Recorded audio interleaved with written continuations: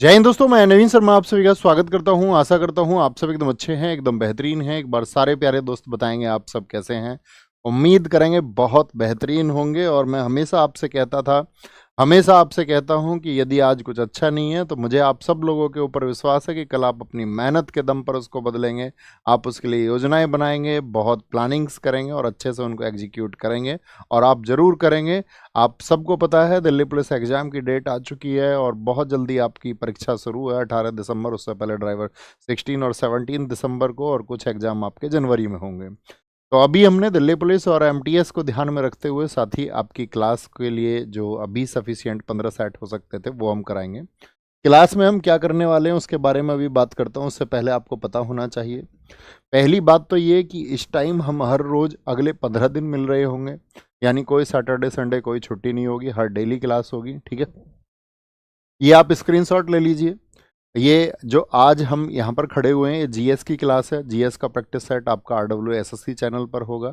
और बाकी जितने भी प्रैक्टिस सेट या क्लासेज हैं वो सब आपका रोजगार विद अंकित, आपका जो मेन चैनल है उस मेन चैनल पर होंगे। थम्स अप करके बताइए इतनी बात समझ में आ गई। तो बात क्लियर होगी तो आगे बढ़ेंगे। तो ये तो हो गया आपका दिल्ली पुलिस के लिए। मेन चैनल पर आपका 8 बजे रीजनिंग की क्लास, 11 बजे मैथ की क्लास और करंट अफेयर्स रात को 9 बजे होगा।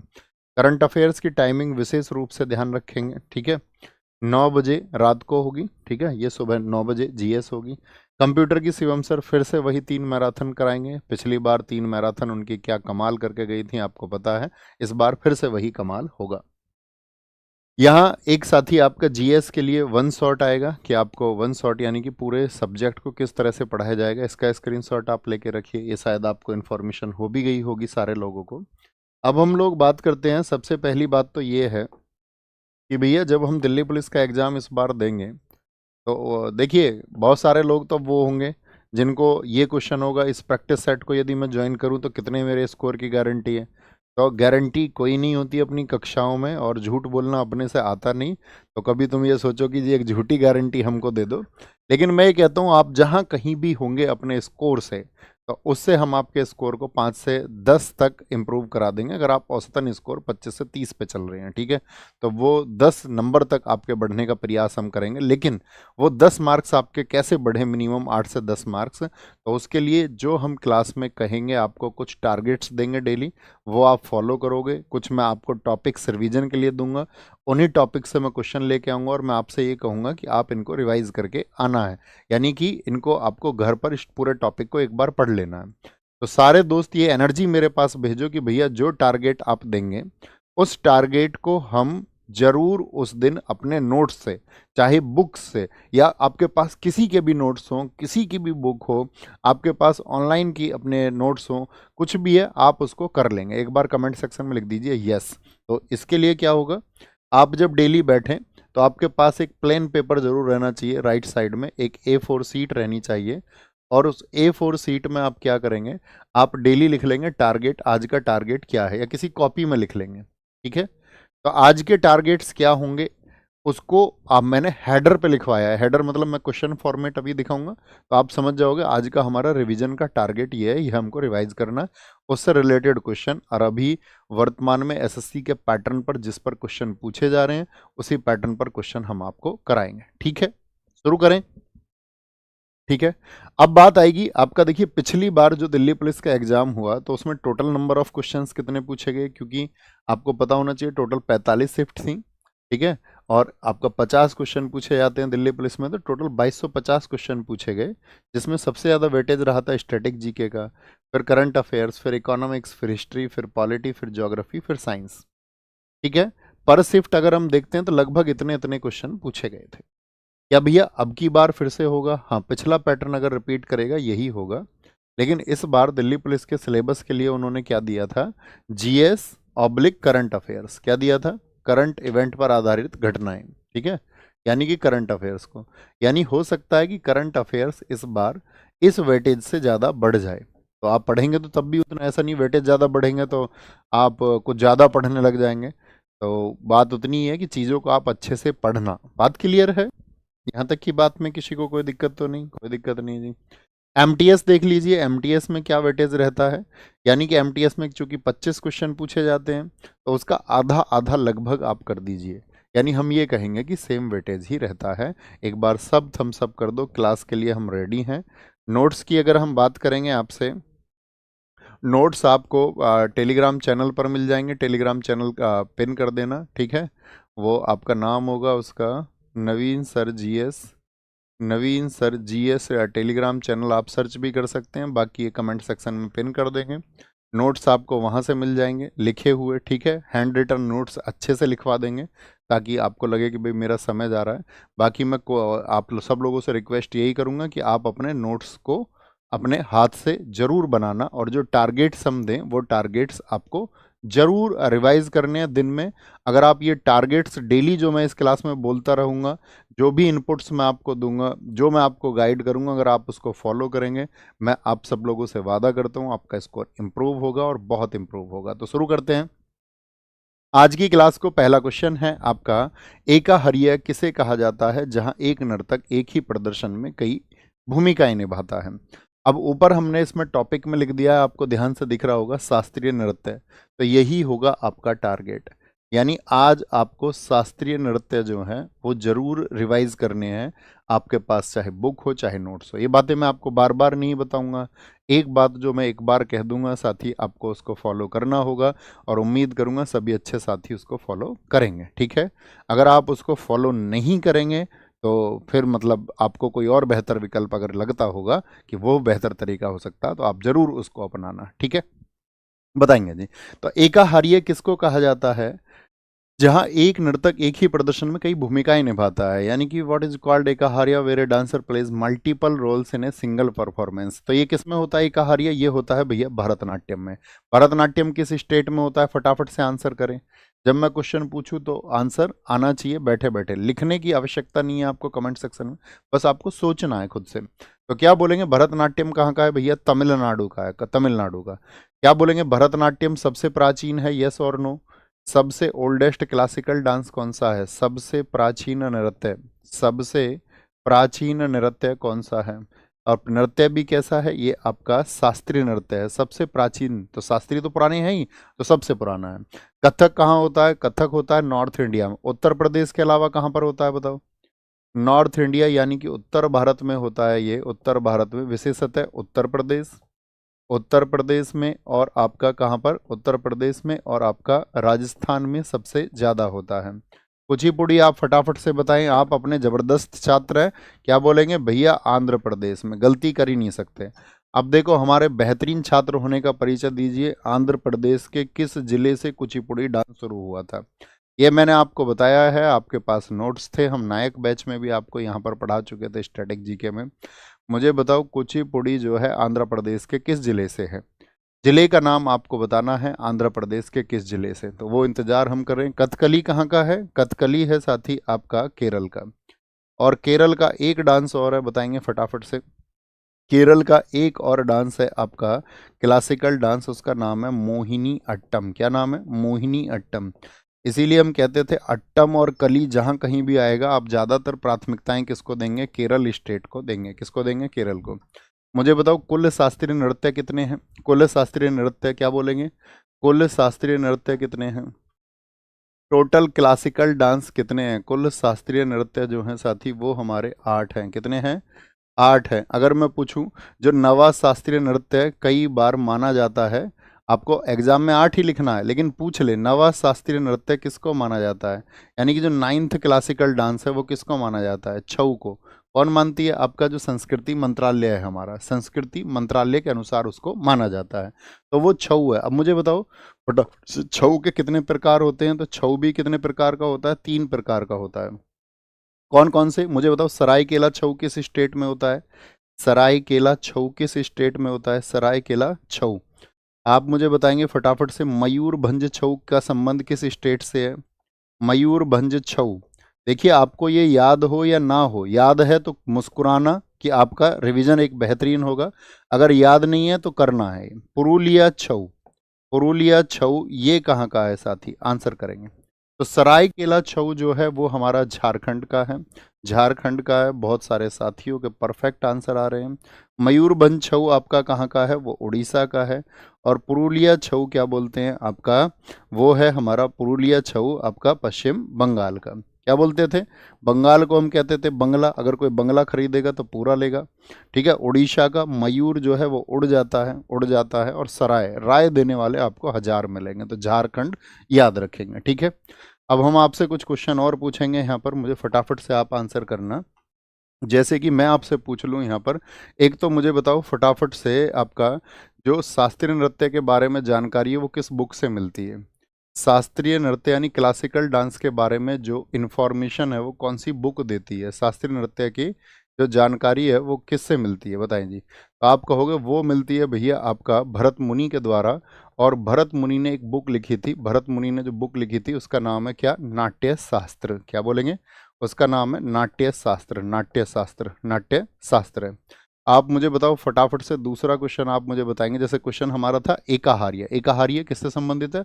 आपका हमने बोला था भरतनाट्यम से। अच्छा, इसी से क्वेश्चन हमें बताइए फटाफट से आप। जैसे मुझे बताओ भरतनाट्यम का अन्य नाम क्या है? भरतनाट्यम का दूसरा नाम बताओ। भरतनाट्यम का नाम क्या है? भरतनाट्यम का नाम दूसरा बोलेंगे भी फटाफट से। तो भरतनाट्यम के जो अन्य नाम हैं वो हैं सादिर अट्टम या दासी अट्टम भी उसको कहा जाता है। क्या कहते हैं? सादिर अट्टम या फिर उसको दासी अट्टम भी कहा जाता है। क्या बोलते हैं उसको? दासी अट्टम भी कहा जाता है। दूसरा क्वेश्चन आप हमें बताओ फटाफट से, जो भरतनाट्यम की शुरुआत होती है वो किस स्टेप से शुरू होती है? भरतनाट्यम की जो शुरुआत है वो किस स्टेप से होती है? शुरुआत और अंत भी बताना फटाफट से, अंत किस स्टेप पर होता है? अंत किस स्टेप पर होता है मुझे बताना। भरतनाट्यम को कब प्रतिबंधित कर दिया गया था, यानी उसको बैन भी कर दिया था ना अंग्रेजों ने? आप बोलेंगे कब उसको प्रतिबंधित, यानी कि कब उसको बैन कर दिया गया था, बैन किया गया था। पांचवा क्वेश्चन आप बताइए, जो भरतनाट्यम का संचालन करता है उसको क्या बोलते हैं? भरतनाट्यम का संचालन करने वाला जो होता है, संचालन करने वाला होता है, संचालन, उसको क्या कहा जाता है? बोलेंगे भी फटाफट से। तो भरतनाट्यम की शुरुआत किससे होती है? आला रिपु। पुरुषोत्तम मित्रा ने एकदम ठीक आंसर दिया है। तो शुरुआत होगी आला रिपु से, आला रिपु से होगी आपका। अंत होगा आपका किससे? तिल्लाना से। किससे? तिल्लाना से अंत होगा। कब प्रतिबंधित किया गया था? 1910 में। भरतनाट्यम का जो संचालन करता है उसको बोलते हैं नट्टूवार। क्या बोलते हैं उसको? उसको नट्टूवार कहा जाता है, नट्टूवार। किस मंदिर में इसकी संबंधित बात होती है बताएंगे? किसमें? भरतनाट्यम की तमिलनाडु का कौन सा मंदिर है? तमिलनाडु का किस कौन सा मंदिर है? मंदिर कौन सा है? तो आप कहेंगे वो मंदिर है भैया तमिलनाडु का आपका चिदम्बरम मंदिर। कौन सा है? चिदम्बरम मंदिर है, चिदम्बरम। चिदम्बरम टेम्पल है आपका तमिलनाडु का, जहाँ पर इसके बारे में चर्चा होती है। भरतनाट्यम की 3 शैली बताओ कौन कौन सी हैं? बहुत बार एसएससी पूछता है 3 शैली में से कौन सी नहीं है। तो 3 शैलियों की जब बात होगी तो पहली कला क्षेत्र वाजुबुर। कौन सी शैली है? कला क्षेत्र शैली है। दूसरी वाजुबुर शैली है, वाजुबुर शैली है। और तीसरी इसकी पंडा नल्लूर, पंडा नल्लूर। कितने बेहतरीन साथी हैं जो बता सकते हैं कि पंडा नल्लूर शैली जो भरतनाट्यम की है उसको किसने शुरू किया था? तो मीनाक्षी पिल्लई ने शुरू किया था। अच्छा, एक बात के बारे में और बताइए।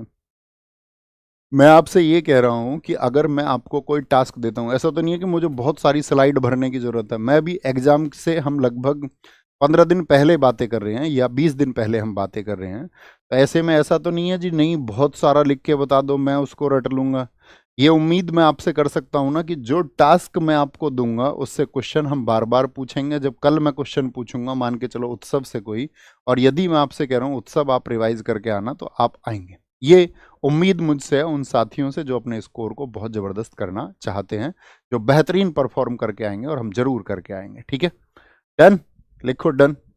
उत्सव, आज का टारगेट में लिखो उत्सव। और जरूरी नहीं है कि उत्सव जैसे कि भैया बहुत सारे हो गए, आज के टारगेट में क्लासिकल डांस भी हो गए।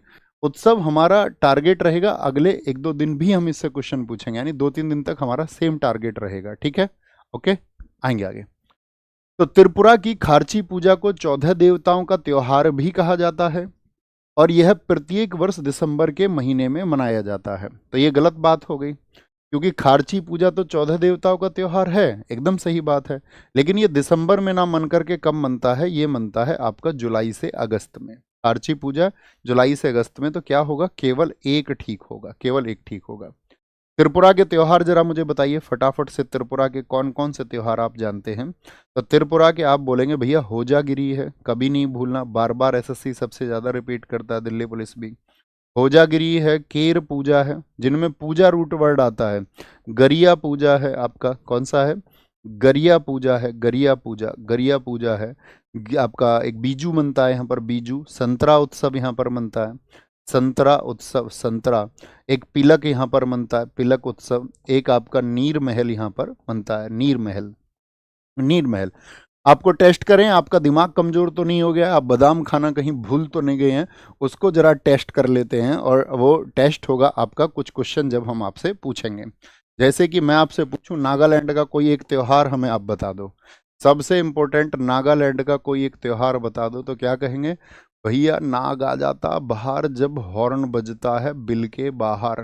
ठीक है, हॉर्न बिल, हॉर्न बिल कब शुरू हुआ था, हॉर्नबिल, हॉर्नबिल किस पक्षी के लिए मनता है, उस पक्षी का नाम बताओ, पक्षी का नाम क्या है, उस बर्ड का क्या नाम है जिसके लिए हॉर्नबिल मनाया जाता है? तो उस पक्षी को बोलते हैं धनेश पक्षी। किसके लिए मनता है ये हॉर्नबिल, इसको बोलते हैं हिंदी में धनेश पक्षी। ठीक है, कब से शुरू हुआ था ये हॉर्नबिल फेस्टिवल, हॉर्नबिल उत्सव कब से शुरू हुआ था? अरे फटाफट से बता दो भाई। शुरुआत इसकी हुई थी भैया सन 2000 से। कब से? सन 2000 से। क्यों मनता है ये, क्यों मनता है? क्योंकि नागालैंड की स्थापना दिवस है, नागालैंड का स्थापना दिवस है।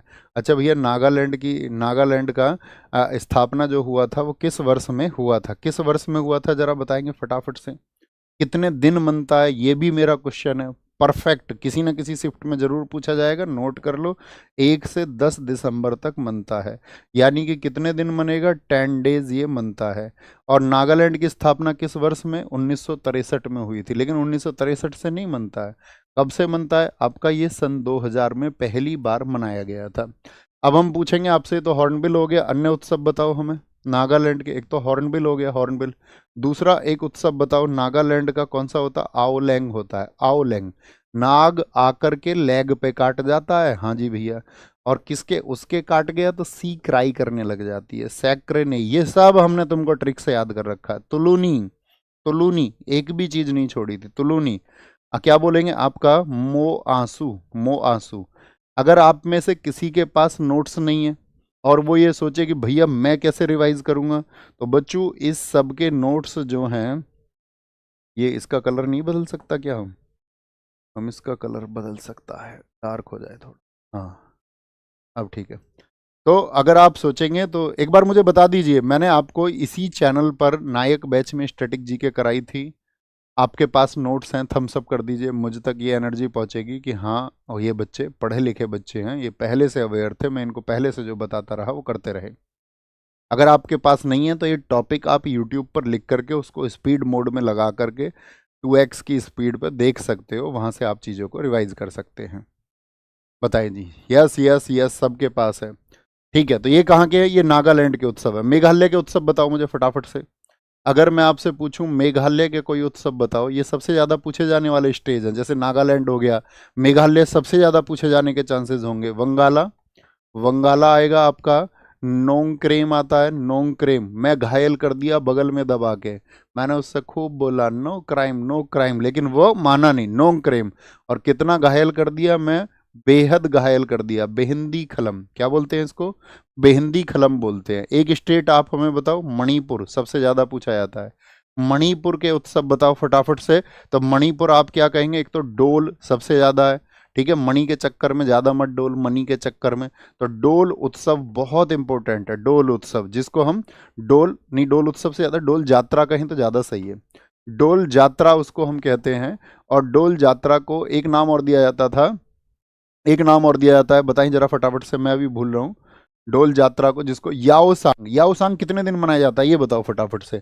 मणिपुर, याओसांग, याओसांग, याओसांग कितने दिन मनता है याओसांग, तो क्या बोलेंगे, 5 डेज वो मनाया जाता है। कितने दिन मनता है, 5 डेज वो मनाया जाता है। लाई हरोबा, लाई हरोबा कहाँ का फेस्टिवल है, लाई हरोबा, ये आपका लाई हरोबा ये मणिपुर का ही फेस्टिवल है। एक है संगाई, एक चुम्फा, सबसे ज्यादा पूछे जाते हैं संगाई, चुम्फा, चुम्फा, चुम्फा पूछा जाता है, ठीक है। अच्छा, आप मुझे सिक्किम का कोई एक फेस्टिवल बताओ, सिक्किम का फेस्टिवल कौन सा होगा सिक्किम का। ये वो स्टेट है साथी जो सबसे ज़्यादा बार रिपीट होते हैं। सिक्किम के फेस्टिवल की अगर बात करते हैं, लोसुंग और सागा दावा मत भूलना। लोसुंग और सागा दावा एग्जाम के टाइम पे मत भूलना, लोसुंग और सागा दावा। अगर मैं आपसे पूछूं असम के बताओ, मोस्ट इम्पोर्टेंट है ये स्टेट असम के, सबकी तरफ से आए असम, आसाम, आसाम याद है, आसाम क्या बताया था, आसाम। सारे लोग बोलो आसाम में जो क्या क्या बता रखे थे मैंने, अभी देखना चाहेंगे आप सबके आंसर, फटाफट से दिखाएंगे। लोसुंग, लोसुंग नहीं बताएंगे फटाफट से, आसाम में बताएंगे, आसाम में अभी पिछले कमेंट चल रहे हैं, रिफ्रेश करिए। बीहू, बहुत बढ़िया। आसाम जो बहू आई है वो बहाने बहुत बनाती है, बहाने बहुत बनाती है, बाहोना भी यहीं का है, बाहोना यहीं का है। आसाम जो बहू आई है वो बहाने बहुत बनाती है। मी दम मी फी, दम से याद रखना, उसने नाक में दम कर रखा है। मी दम मी फी। एक क्या है, वेखो, हमने आपको बताया था वेखो, वो बात बात पर रोकर दिखा देती है, रोंकर, रोंकर जो बहू आई है। एक है देहिंग पटकाई, आदमी का दिमाग खराब होता वो देह उसकी, फिर उसने पटकाई मतलब वो पटक के मार दी, ऐसे समझो। असम का देहिंग पटकाई है भैया, क्या है, बहुत बढ़िया। अंकिया नाट है, बेसागु, बहुत बहस करती है। अरे तुम हमसे भी ज्यादा होशियार हो। दोस्तों बताएंगे जिक्र लोक संगीत परंपरा किस राज्य में स्थित है। बच्चों ये समझ गए ये मैंने क्यों लिख रखा है, मेरे भाई मेरी बहन आप समझ गए ये मैंने ऊपर क्यों लिखा है, कि आप एक बार आज फोक म्यूजिक को देखेंगे अगले 1 2 3 दिन में, ठीक है। आज नहीं देख पाओगे कल तक देख लोगे, लेकिन हमको पता होना चाहिए हमारे टारगेट्स क्या है, स्कोर देखना तुम कैसे जाएगा। आए जी, जिक्र लोक संगीत परंपरा किस राज्य में लोकप्रिय है। जिक्र कहाँ, असम में होती है, हाँ जी भैया असम में होगी। कहाँ पर होगी, असम में होगी। और गुजरात का कुछ याद है किसी को, गुजरात का हमको भी याद नहीं है। उड़ीसा का, राजस्थान का तो हमें भी याद है, पंखीड़ा होता है, क्या होता है, पंखीड़ा और पनिहारी, ये कहाँ के फोक म्यूजिक है, ये राजस्थान के। अब मैं आपसे कुछ पूछूंगा, मुझे बताओ पाई म्यूजिक कहाँ का है, पाई, पाई जो संगीत होता है वो मध्य प्रदेश का है। अहीरा बताओ, अहीरा, अहीरा, अहीराई कहाँ पर होता है, अहीरा बोले या अहीराई बोले, ये झारखंड का है भैया, कहाँ का है, झारखंड का है। बाउल बताओ, बाउल तुम सबको याद होगा, ठीक है। बाउल, बाउल कहाँ पर होता है, बाउल एक आपका लोक संगीत है, फोक म्यूजिक है। और भटियाली भी होता है वहाँ पर, भटियाली। बाउल और भटियाली कहाँ के म्यूजिक है, बाउल और भटियाली ये क्या बोलोगे, ये भैया वेस्ट बंगाल के हैं। कहाँ के हैं, वेस्ट बंगाल के हैं, वेस्ट बंगाल के। महाराष्ट्र का बताओ, महाराष्ट्र का ये समझ जाओगे ना, WB for West Bengal, MH for Maharashtra. तो महाराष्ट्र का बताओ फटाफट से, क्या है आपका लोक संगीत। महाराष्ट्र में चलते हैं ललिता और पोवाड़ा, क्या चलते हैं, ललिता और आपका पोवाड़ा, पोवाड़ा, पोवाड़ा। पाव ले बड़ा, पाव बड़ा कहाँ पर खाते हैं, महाराष्ट्र में खाते हैं, बड़ा पाव खाते हैं। गोवा का बताओ, गोवा का क्या होगा, गोवा का भैया आपका मांडो है, मांडो, क्या बोलोगे, मांडो कहाँ का है, वो गोवा का है। खूबा केशई कहाँ का है, खूबा कैसे भाई, उसके पास खूब कैश है, खूब कैश कहाँ का, यानी खूब कैश है तो मनी मनी है, फिर तो मणिपुर का है, कहाँ का है, मणिपुर का है। न्योगा बताओ कहाँ का है, न्योगा, न्योगा आपका अरुणाचल प्रदेश का, अरुणाचल प्रदेश का लोक संगीत है, अरुणाचल प्रदेश, अरुणाचल प्रदेश का लोक संगीत है। सबसे पूछेंगे पंडवानी कहाँ का है, और परफेक्ट आंसर आना चाहिए, लगेगा कि तुमको कुछ पढ़ाया था। पंडवानी कहाँ का है, छत्तीसगढ़। अरे एग्जाम में जाके बेइज्जती तो नहीं कराओगे यार, एक बात तो बताओ, छत्तीसगढ़ का है, कहाँ का है, छत्तीसगढ़ का है। भोजली बताओ कहाँ का है, भोजली कहाँ का है, भोजली, भोजली भी भैया छत्तीसगढ़ का है, कहाँ का है, छत्तीसगढ़ का। अब आएगा मजा जब मैं बोलूं हेलियो, बोलो फटाफट से हेलियो, मेरे साथ बोलो एकदम, हेलियो, हेलियो, हेलियो, हेरे लेओ, लेओ लेओ लेओ लेओ लेओ लेओ, नियो लेओ, नियो लेओ, लेओ लेओ लेओ। बताओ कहाँ के हैं। अगर अब भी ठीक आंसर नहीं आया ना, भाई घर में जब नाग निकल आता किसी के, सांप आ जाता, कैसे करते हैं सब, डंडा वंडा लेकर लेओ लेओ लेओ लेओ, इसको पकड़ लो, इसको पकड़ लो। तो लेओ लेओ लेओ लेओ ये नागालैंड के, नाग के आने पकड़ते हैं सब ऐसे, ले मारो इसको भैया, बच्चे बच्चे खा जाएगा नींद किसी को। चलो, प्रथम कॉमनवेल्थ गेम्स किस देश में आयोजित हुए थे? प्रथम कॉमनवेल्थ, तो आप खेल तो देखो एक दिन में सारा रिवाइज कर नहीं सकते। अब खेल में टॉपिक कौन कौन से हैं, आज आप कॉमनवेल्थ है, एशियन गेम्स है, ठीक है, इस तरह के फॉर्मेट को पढ़ोगे। क्रिकेट का क्वेश्चन आएगा तो आज क्रिकेट रिवाइज करेंगे। आपको सब कुछ भूल जाना है कि मैं और बाकी किस तरीके से रिवाइज करूं, मैं अपने आप सारे टॉपिक्स को आपको घुमा फिरा के ले जाऊंगा। ओके, चलिए जी, प्रथम कॉमनवेल्थ गेम्स किस देश में आयोजित हुए थे? तो कॉमनवेल्थ हुए थे पहले कनाडा में। किस वर्ष में हुए भैया, दिन बता दो। कनाडा किस शहर में हुए थे? कनाडा के हैमिल्टन में आयोजित हुए थे, हैमिल्टन में। कब आयोजित हुए थे? 1930 में, 1930 में। अच्छा, मुझे बताओ भारत में कॉमनवेल्थ गेम कितनी बार हुए हैं? भारत में, तो आप कहोगे भारत में एक बार हुए हैं, और किस साल हुए थे? सन 2010 में हुए थे। और 2010 में ये कॉमनवेल्थ गेम कहाँ पर हुए थे? आपका नई दिल्ली में हुए थे। कहाँ पर हुए थे? नई दिल्ली में हुए थे, नई दिल्ली में। भारत की क्या स्थिति थी इसमें, बताओ फटाफट से। जो भारत की क्या स्थिति रही थी इसमें, जब भारत में कॉमनवेल्थ गेम रहे? जब भारत में कॉमनवेल्थ गेम रहे तो इसमें याद रखना, भारत की सेकंड रैंक आई थी भैया। कौन सी रैंक आई थी भारत की? सेकंड रैंक आई थी। कितने मेडल आए थे भारत के? यहाँ पर आपका 38 गोल्ड आए थे हमारे, 27 सिल्वर आए थे, और हमारे थे आपका 36 ब्रॉन्ज। यानी कि कुल मिलाकर के 30 20 50 30 80 8 7 15 95, आपका कितना हो गया टोटल? ये नहीं, 8 7 15 6, हाँ, 101 पदक हमारे आए थे, 101 पदक। अब मैं आपसे क्वेश्चन पूछूंगा, जरा सुनना। कॉमनवेल्थ गेम का नाम कॉमनवेल्थ किस वर्ष से हुआ? कॉमनवेल्थ नाम, तो ये जो कॉमनवेल्थ गेम्स का जो नाम है ये 1978 से हुआ है। कब से हुआ है नाम इनका? 1978 से हुआ, 1978 से हुआ था। मुझे बताओ सेकंड सेकंड कॉमनवेल्थ गेम्स कब हुए थे? सेकंड कॉमनवेल्थ गेम्स कब हुए थे? तो सेकंड कॉमनवेल्थ गेम्स हुए आपका 1934 में। इस शहर में हुए थे, बहुत इंपॉर्टेंट बात है, लंदन में हुए थे, लंदन में हुए थे। और यहाँ पर भारत ने पहली बार भाग लिया था। कभी भी पूछे, भारत ने पहली बार भाग कौन से कॉमनवेल्थ में लिया था? भारत ने पहली बार यहाँ पर भाग लिया, यानी कि 1930 में हम नहीं थे। क्या भारत का कोई मेडल भी आया था पहली बार में? हाँ जी, याद है ना, फ्री स्टाइल कुश्ती राशिद अनवर 74 केजी में लेके आए थे, हमने बहुत बार आपको ये बताया है।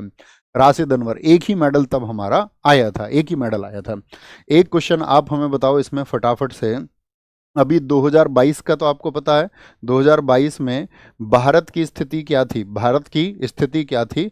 तो याद रखना, 22 गोल्ड है हमारे, 16 सिल्वर थे, और 23 ब्रॉन्ज है, 23 ब्रॉन्ज।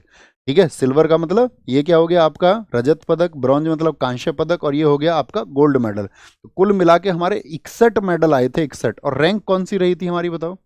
रैंक रही थी हमारी 4th। भाई वाह, एक साथी ने हमारे ने कुछ लिखा है, इनका नाम है A4 हिरान, इन्होंने लिखा है 1934 में भारत भाग लिया, लंदन 2010 भारत मेजबान रहा था, ऑस्ट्रेलिया 5 बार मेजबान रहा है। ताली बजाओ भाई के लिए।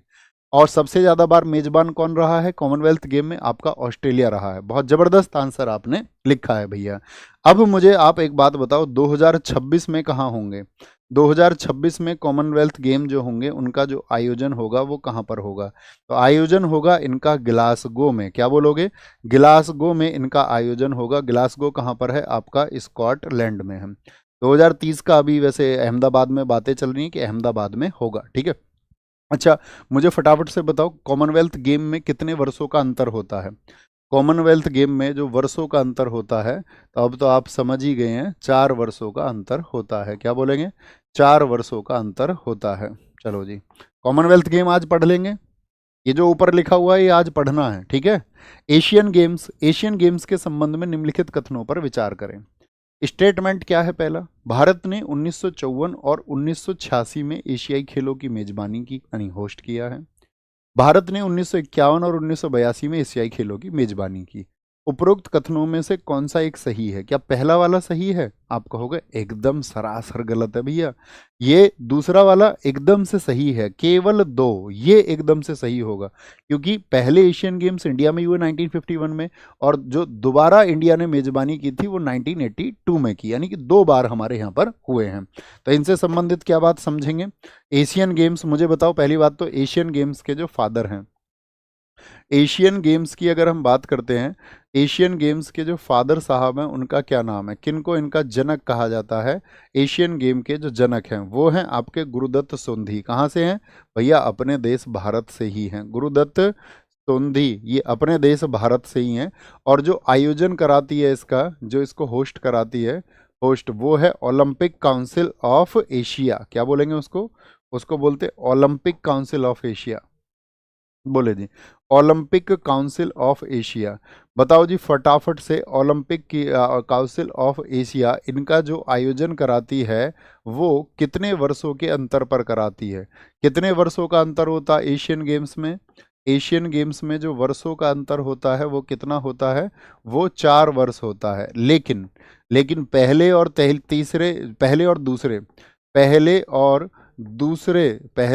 दूसरे जो एशियन गेम्स थे उनमें कितने सालों का अंतर था? पहले और दूसरे एशियन गेम्स में वर्षों का अंतर कितना था? बताएंगे जी, सबका आंसर आना चाहिए। लगेगा पढ़े लिखे से बच्चे और बच्चियां हैं।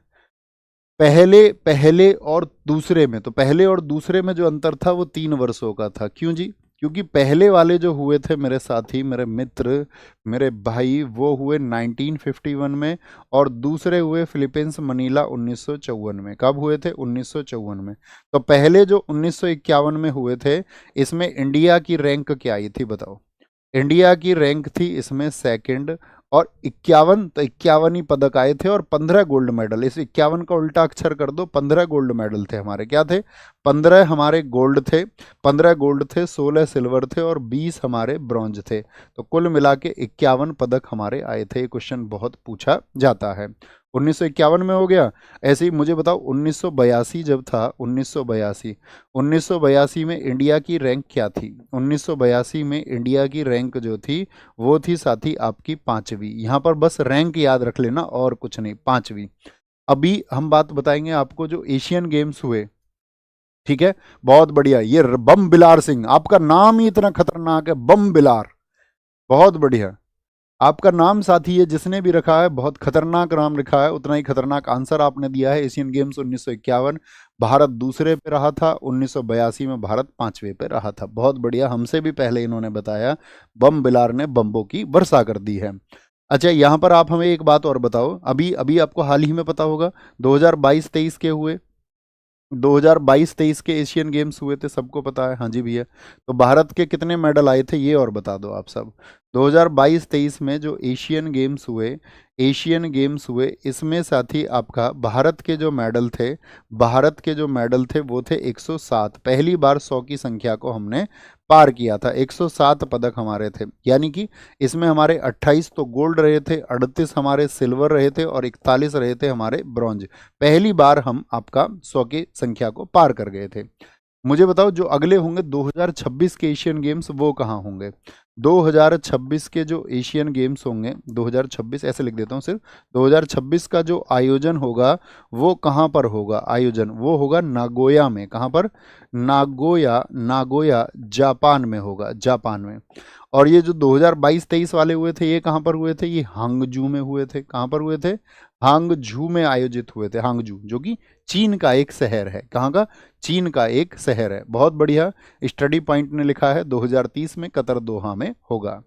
हमारी क्लास पहले से एक ऐसी क्लास रही है जिसमें हमारे साथी हमेशा आंसर्स से कनेक्ट करते आए हैं।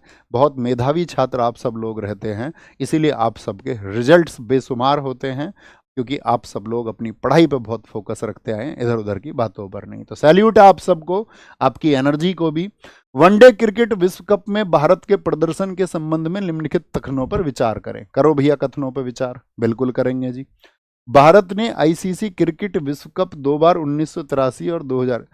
पेपर में भी इसी एनर्जी से पढ़ना, डरना नहीं है। जब वो बोले ना पेपर में कथनों पर विचार करो तो बोलो जरूर करेंगे जी विचार, क्यों नहीं करेंगे। ऐसी पेपर में इसी एनर्जी से रहना, उससे ताकत मिलती है, बढ़िया परफॉर्म करोगे। भारत ने आईसीसी क्रिकेट विश्व कप 2 बार 1983 और 2011 में जीता। हाँ जी जीता। भारत की पहली आईसीसी क्रिकेट T20 विश्व कप जीत 1983। T20 1983 में कहाँ होते थे चाचा? नहीं होते थे, नहीं तो जीत जाते, नहीं होते ही नहीं थे। तो क्या बोलेंगे? केवल एक ठीक है। क्या ठीक है जी? केवल एक ठीक है, केवल एक ठीक है। खोल दें इतिहास इसका, तुमको सबको पता है, क्रिकेट तुमने पढ़ चुका, क्रिकेट वर्ल्ड कप शुरू करो। पहला 1975 का किसने जीता था? शुरुआत कब हुई है? 1975। किसने जीता क्रिकेट का वर्ल्ड कप? आज क्रिकेट अपने रखना टारगेट पर, क्रिकेट को आप आज रिवाइज करोगे 1-2 दिन अगले जब भी लगे, लेकिन वो टारगेट आपका पूरा होना चाहिए, ठीक है। तो क्रिकेट की अगर बात करते हैं, 1975 किसने जीता था? वेस्ट इंडीज ने जीता। 1979 किसने जीता भैया? वेस्ट इंडीज ने जीता। 1983 मेरा भारत महान किसने जीता? हमारे देश भारत ने जीता था, भारत ने जीता। 1987 किसने जीता था? 1987 की बात करेंगे, ऑस्ट्रेलिया ने पहली बार जीता था। 1992 की बात करेंगे, पाकिस्तान ने जीता था। 1996 की बात करेंगे, श्रीलंका ने जीता था। किसने? श्रीलंका ने। 1996 के बाद हुआ था 1999 में किसने जीता था? ऑस्ट्रेलिया ने। फिर ऑस्ट्रेलिया लगा था। 2003 यहाँ आपका फिर से ऑस्ट्रेलिया। 2007 फिर से ऑस्ट्रेलिया, फिर से ऑस्ट्रेलिया। 2011 ये अपना प्यारा देश इंडिया, भारत भारत भारत। 2015 वाला वो जीता किसने? ऑस्ट्रेलिया ने जीता, ऑस्ट्रेलिया ने। 2019 वाला वो जीता था आपका इंग्लैंड ने। 2023 वाला वो जीता था आपका ऑस्ट्रेलिया ने। मुझे बताओ इंडिया कितनी बार फाइनल में पहुंचा है? यानी कि इंडिया 2 बार तो जीत ही गया, 1983 और 2011 में भारत की जीत हुई है, बहुत शानदार। लेकिन 2 बार ऐसा भी हुआ है, तो वो 2 बार हैं 2003 और 2023। यहां भारत फाइनल से बाहर हुआ है। भारत क्या हुआ है? फाइनल से बाहर हुआ है, फाइनल से बाहर। तो हम फाइनल में कितनी बार पहुंचे हैं आपका? हम 4 बार पहुंचे हैं, 4 बार। अब मुझे बताओ एक पहला क्वेश्चन, फटाफट से एक पहला क्वेश्चन बता दो मुझे। 2027 में जो आयोजन होगा वो कहाँ पर होगा? 2027 का जो आयोजन होगा, पहला क्वेश्चन तो ये है, तो वो आयोजन होगा आपका साउथ अफ्रीका और आपका जिम्बाब्वे। क्या बोलोगे? जिम्बाब्वे में, जिम्बाब्वे। और तीसरा देश इसमें रहेगा नामीबिया, नामीबिया रहेगा, नामीबिया। अब भैया हम बात करेंगे 1983 और 2011 की। 2011, 1983, मुझे बताओ फटाफट से पहला क्वेश्चन। 1983 का फाइनल किस मैदान में हुआ था? 1983 का जो वर्ल्ड कप है, WC4 वर्ल्ड कप, ये मैदान कौन सा था इसमें? इसमें मैदान था आपका लॉर्ड्स का। क्या बोलेंगे? तब 60 ओवर का मैच हुआ करता था, लॉर्ड्स का मैदान था। इसमें इंडिया के जो कप्तान थे वो कौन थे? इंडिया के जो कप्तान थे, कैप्टन थे, वो कौन थे? कपिल देव साहब थे जी। कौन थे? कपिल देव, कपिल देव साहब थे, कपिल देव। मुझे बताओ सबसे ज्यादा जो रन बनाए थे वो किसने बनाए थे? रन है 38 रन, वो हैं के श्रीकांत के। क्या बोलोगे? के श्रीकांत के 38 रन थे। मैन ऑफ द मैच रहे थे क्या के श्रीकांत? नहीं, man of the match, MOM लिख दें, मैन ऑफ द मैच रहे थे आपके मोहिंदर अमरनाथ। ये 50 बार मैंने आज तक आपको बताया है, मोहिंदर अमरनाथ रहे थे, क्योंकि इन्होंने एक तो 26 रन बना दिए थे और एक 12 रन दे करके 3 विकेट भी ले लिए थे। यानी बॉलिंग भी इन्होंने अच्छी कर दी थी, बॉलिंग भी इन्होंने अच्छी की थी। हमने इसमें हराया किसको था? 2 बार के चैंपियन वेस्ट इंडीज को इसमें हमने हराया। किसको? वेस्ट इंडीज को हराया था, उसको चटनी चटा दी थी हमने, वेस्ट इंडीज को हराया था। क्या बोलेंगे? वेस्ट इंडीज को इसने हराया था। अच्छा तुम एक बात बताओ, जब हम हराने पाएंगे तो फिर हम हरा ही देंगे, ठीक है, हम भारतीय है ही ऐसे। 2011 की बताओ, 2011, 2011 जैसे 1983 हुआ, मैदान लॉर्ड्स में। लॉर्ड्स कहाँ का मैदान है? लंदन का, लंदन का मैदान है, ठीक है, अंग्रेजों के यहाँ जाके मारा हमने। 2011 की अगर हम बात करेंगे, 2011 ये कहाँ पर हुआ था? ये मैच हुए थे श्रीलंका और भारत में, श्रीलंका और भारत में। इसका जो फाइनल हुआ है 2011 का, जो फाइनल हुआ वो किस मैदान में हुआ? सिर्फ इतना बता दो। इसका फाइनल हुआ वानखेड़े में। किसने? वानखेड़े स्टेडियम में इसका फाइनल हुआ था, वानखेड़े स्टेडियम में, ठीक है, वानखेड़े स्टेडियम में। तो वानखेड़े स्टेडियम, महेंद्र सिंह धोनी का स्कोर 91, गौतम गंभीर का स्कोर 97, सबसे ज्यादा रन गौतम गंभीर ने बनाए थे, ठीक है, ये रखना। एक आज आप जो रिकॉर्ड्स है हमारे 2007 और 24 क्यों विशेष है जानते हो? 2007 और 24 क्यों विशेष है? 2007 में हमने क्या किया था? 2007 और 2024 क्या क्या हमने किया? 2007 में साथी हमने T20 वर्ल्ड कप को जीता था। किसकी कैप्टनशिप में? बोलेंगे क्या बोलेंगे? इसमें हमने आपका T20 वर्ल्ड कप को जीता था। इसमें हमने पाकिस्तान को हराया था, पाकिस्तान को हराया। कौन थे captain? Mahendra Singh Dhoni, M S Dhoni. Mahi मार रहा है, एम एस धोनी, महेंद्र सिंह धोनी। और 2024 की बात करेंगे मेरे दोस्त, यहां पर भी हमने क्या जीता? T20 जीता। यहां पर हमने किसको हराया ये तुम बताओ? यहां पर आपका रोहित शर्मा कप्तान थे। कौन थे कप्तान यहां पर? यहां पर कप्तान है आपका रोहित शर्मा। किसको हराया? साउथ अफ्रीका को हराया भैया। किसको हराया? साउथ अफ्रीका को हराया। ऐसे ही हराते हैं हम, बड़े प्यार प्यार में, तुम जानते ही हो। क्या बोलते हैं इसको? क्या बोलेंगे? रोहित शर्मा। तो यहां पर क्या हुआ था? 7 रन से हरा दिए थे। ये हमने 5 रन से हरा दिए, एकदम किनारे पर हरा दिए, चुप से ले जाके। अब तुम हार जाओ। चलो आओ नेक्स्ट। लेखकों और उनकी पुस्तकों के बारे में निम्नलिखित कथनों पर विचार कीजिए। लेखकों और पुस्तकों के बारे में बताएंगे। ये रोना रट्टा नहीं चलेगा क्लास में। ये कौन है? इनको मुक्ति दो तुरंत। 15 दिन क्लास के हैं, क्लास में यहाँ अपशगुन फैला रहे हो, रोना रपटा कर रहे हो। सर जी नायक 2.0 कर रखा, तो कहाँ रखा? करके कर रखा तो अच्छी बात है, फिर से करो। ऐसे थोड़ी है यार, सुबह सुबह तुम कुछ करते हो डेली उठ के, हैं? प्राकृतिक चीजें हैं कुछ। अब ये थोड़ी बोलोगे जी मैंने एक बार कर रखा अब नहीं करूंगा क्या? कुछ चीजें बार बार रिपीट करने की होती हैं। पानी बार बार पीना पड़ेगा हमें दोस्त, चीजें बार बार पढ़नी पड़ेंगी हमको। बहुत सारी चीजें ऐसी हैं जो रिपीट करनी पड़ती है, रोज चलना पड़ेगा आपको। रोज हम लोगों को अपनी मंजिल की ओर आगे बढ़ना पड़ेगा, बढ़ना ही चाहिए। तुम इतने छोटे बच्चे नहीं हो सकते। कह रहे कर रखा, तो अच्छी बात है, कर रखा है तो। लेखकों और उनकी पुस्तकों के बारे में निम्नलिखित कथनों पर विचार करें। The 1000 faces of night Gita Hariharan द्वारा लिखी गई है। The other side of silence Urvashi Butalia द्वारा लिखी गई है। फॉल्ट लाइन्स मीना अलेक्जेंडर द्वारा लिखी गई है। और things to live behind Namita Gokhale. चारों की चारों बहुत चर्चित रिसेंट की बुक्स रही हैं, चारों की चारों। ठीक है, एक बार यहां पर फिक्स करेंगे, क्या बोलेंगे? तो चारों की चारों हमारी ये बहुत चर्चित किताबें रही हैं। और वुमेन जो साथी आपका, जितने भी आपका राइटर हैं उनकी पूछी जाती है। जैसे मैं आपसे कुछ किताबें पूछूंगा यहाँ पर, मुझे बताओ आप, ए लाइफ अपार्ट किसकी बुक है? ए लाइफ अपार्ट किसकी बुक है? ए लाइफ अपार्ट। तो आप क्या बोलेंगे? ये बुक है भैया प्रभा खेतान की। किसकी है? प्रभा प्रभा खेतान की बुक है। एक मीना कंडासामी की बुक है, बहुत चर्चित बुक रही आपका रिसेंट में। क्या बोलेंगे? When I hate you. When I hate you, when I hate you, ये किसकी है? ये मीना कंडासामी की बुक रही। किसकी? मीना कंडासामी की बहुत चर्चित किताब रही है, when I hate you, when I hate you. ठीक है। इंडी 101 बहुत चर्चित किताब रही है। इंडी 101 बताओ किसकी बुक है? इंडी 101 ये ऋतिका नयन की बुक है। किसकी है? ऋतिका ऋतिका नयन की बुक है, ऋतिका नयन की, इंडी 101। एक किताब हम आपसे पूछेंगे, लॉकडाउन लिरिक्स किसकी बुक है? ये पक्का पूछी जाएगी आपसे। लॉकडाउन लिरिक्स पिछले 5 वर्षों से, क्या बोलेंगे? Lockdown lyrics. क्या बोलेंगे? संयुक्ता दास की बुक है। किसकी है? संयुक्ता दास। नहीं पता हुआ करे भैया तो लिख लिया करो। अगर आपको पता है, आंसर पता है, तो मन ही मन एक बार बोलिए और वो महसूस किया करो कि हाँ मुझे इस आंसर को पता है। ठीक है। लॉकडाउन लिरिक्स हो गया आपका। मुझे बताओ द किंग विद इन किसकी बुक है? The king king with in, the king with in किसकी बुक है? नंदिनी सेन गुप्ता। नंदिनी सेन गुप्ता, नंदिनी सेन गुप्ता। ठीक है, Nandini Sen Gupta. The blue women, the blue women ये किसकी बुक है? The blue women, the blue women ये बुक है साथ। द ब्लू वुमेन अनुकृति उपाध्याय की। किसकी है? अनुकृति, अनुकृति, अनुकृति याद रख लीजिए बस, अनुकृति उपाध्याय की है। ठीक है।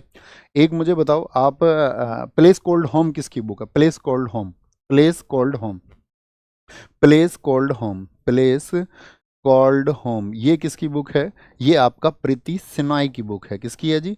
प्रीति सिनॉय, प्रीति सिनॉय की बुक है, प्रीति सिनॉय की बुक है। एक बर्न्ट शुगर आप मुझे बताइए, वो बहुत चर्चित बुक है, बर्न्ट शुगर। बर्न्ट शुगर ये किसकी बुक है? Burnt sugar.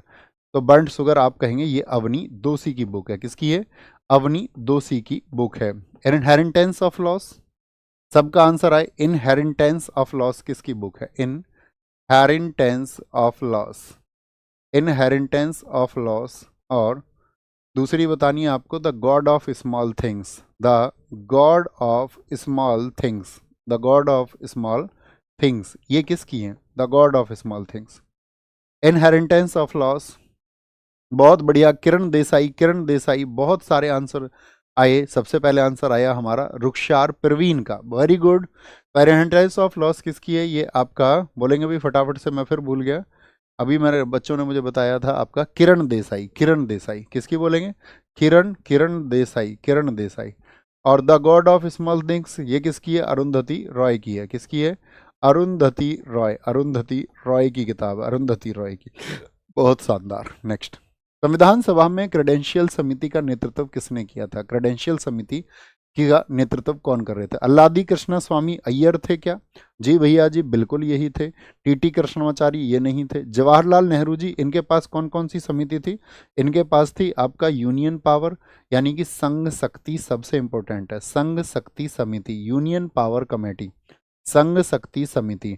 दूसरी समिति की बात करते हैं तो इनके पास थी संघीय, संघीय समिति, क्या बोलेंगे? संघीय समिति। अगर तीसरी समिति की बात करें तो प्रोविंशियल कमेटी जो थी, प्रांतीय समिति, वो भी इनके पास में थी, नेहरू जी के पास में।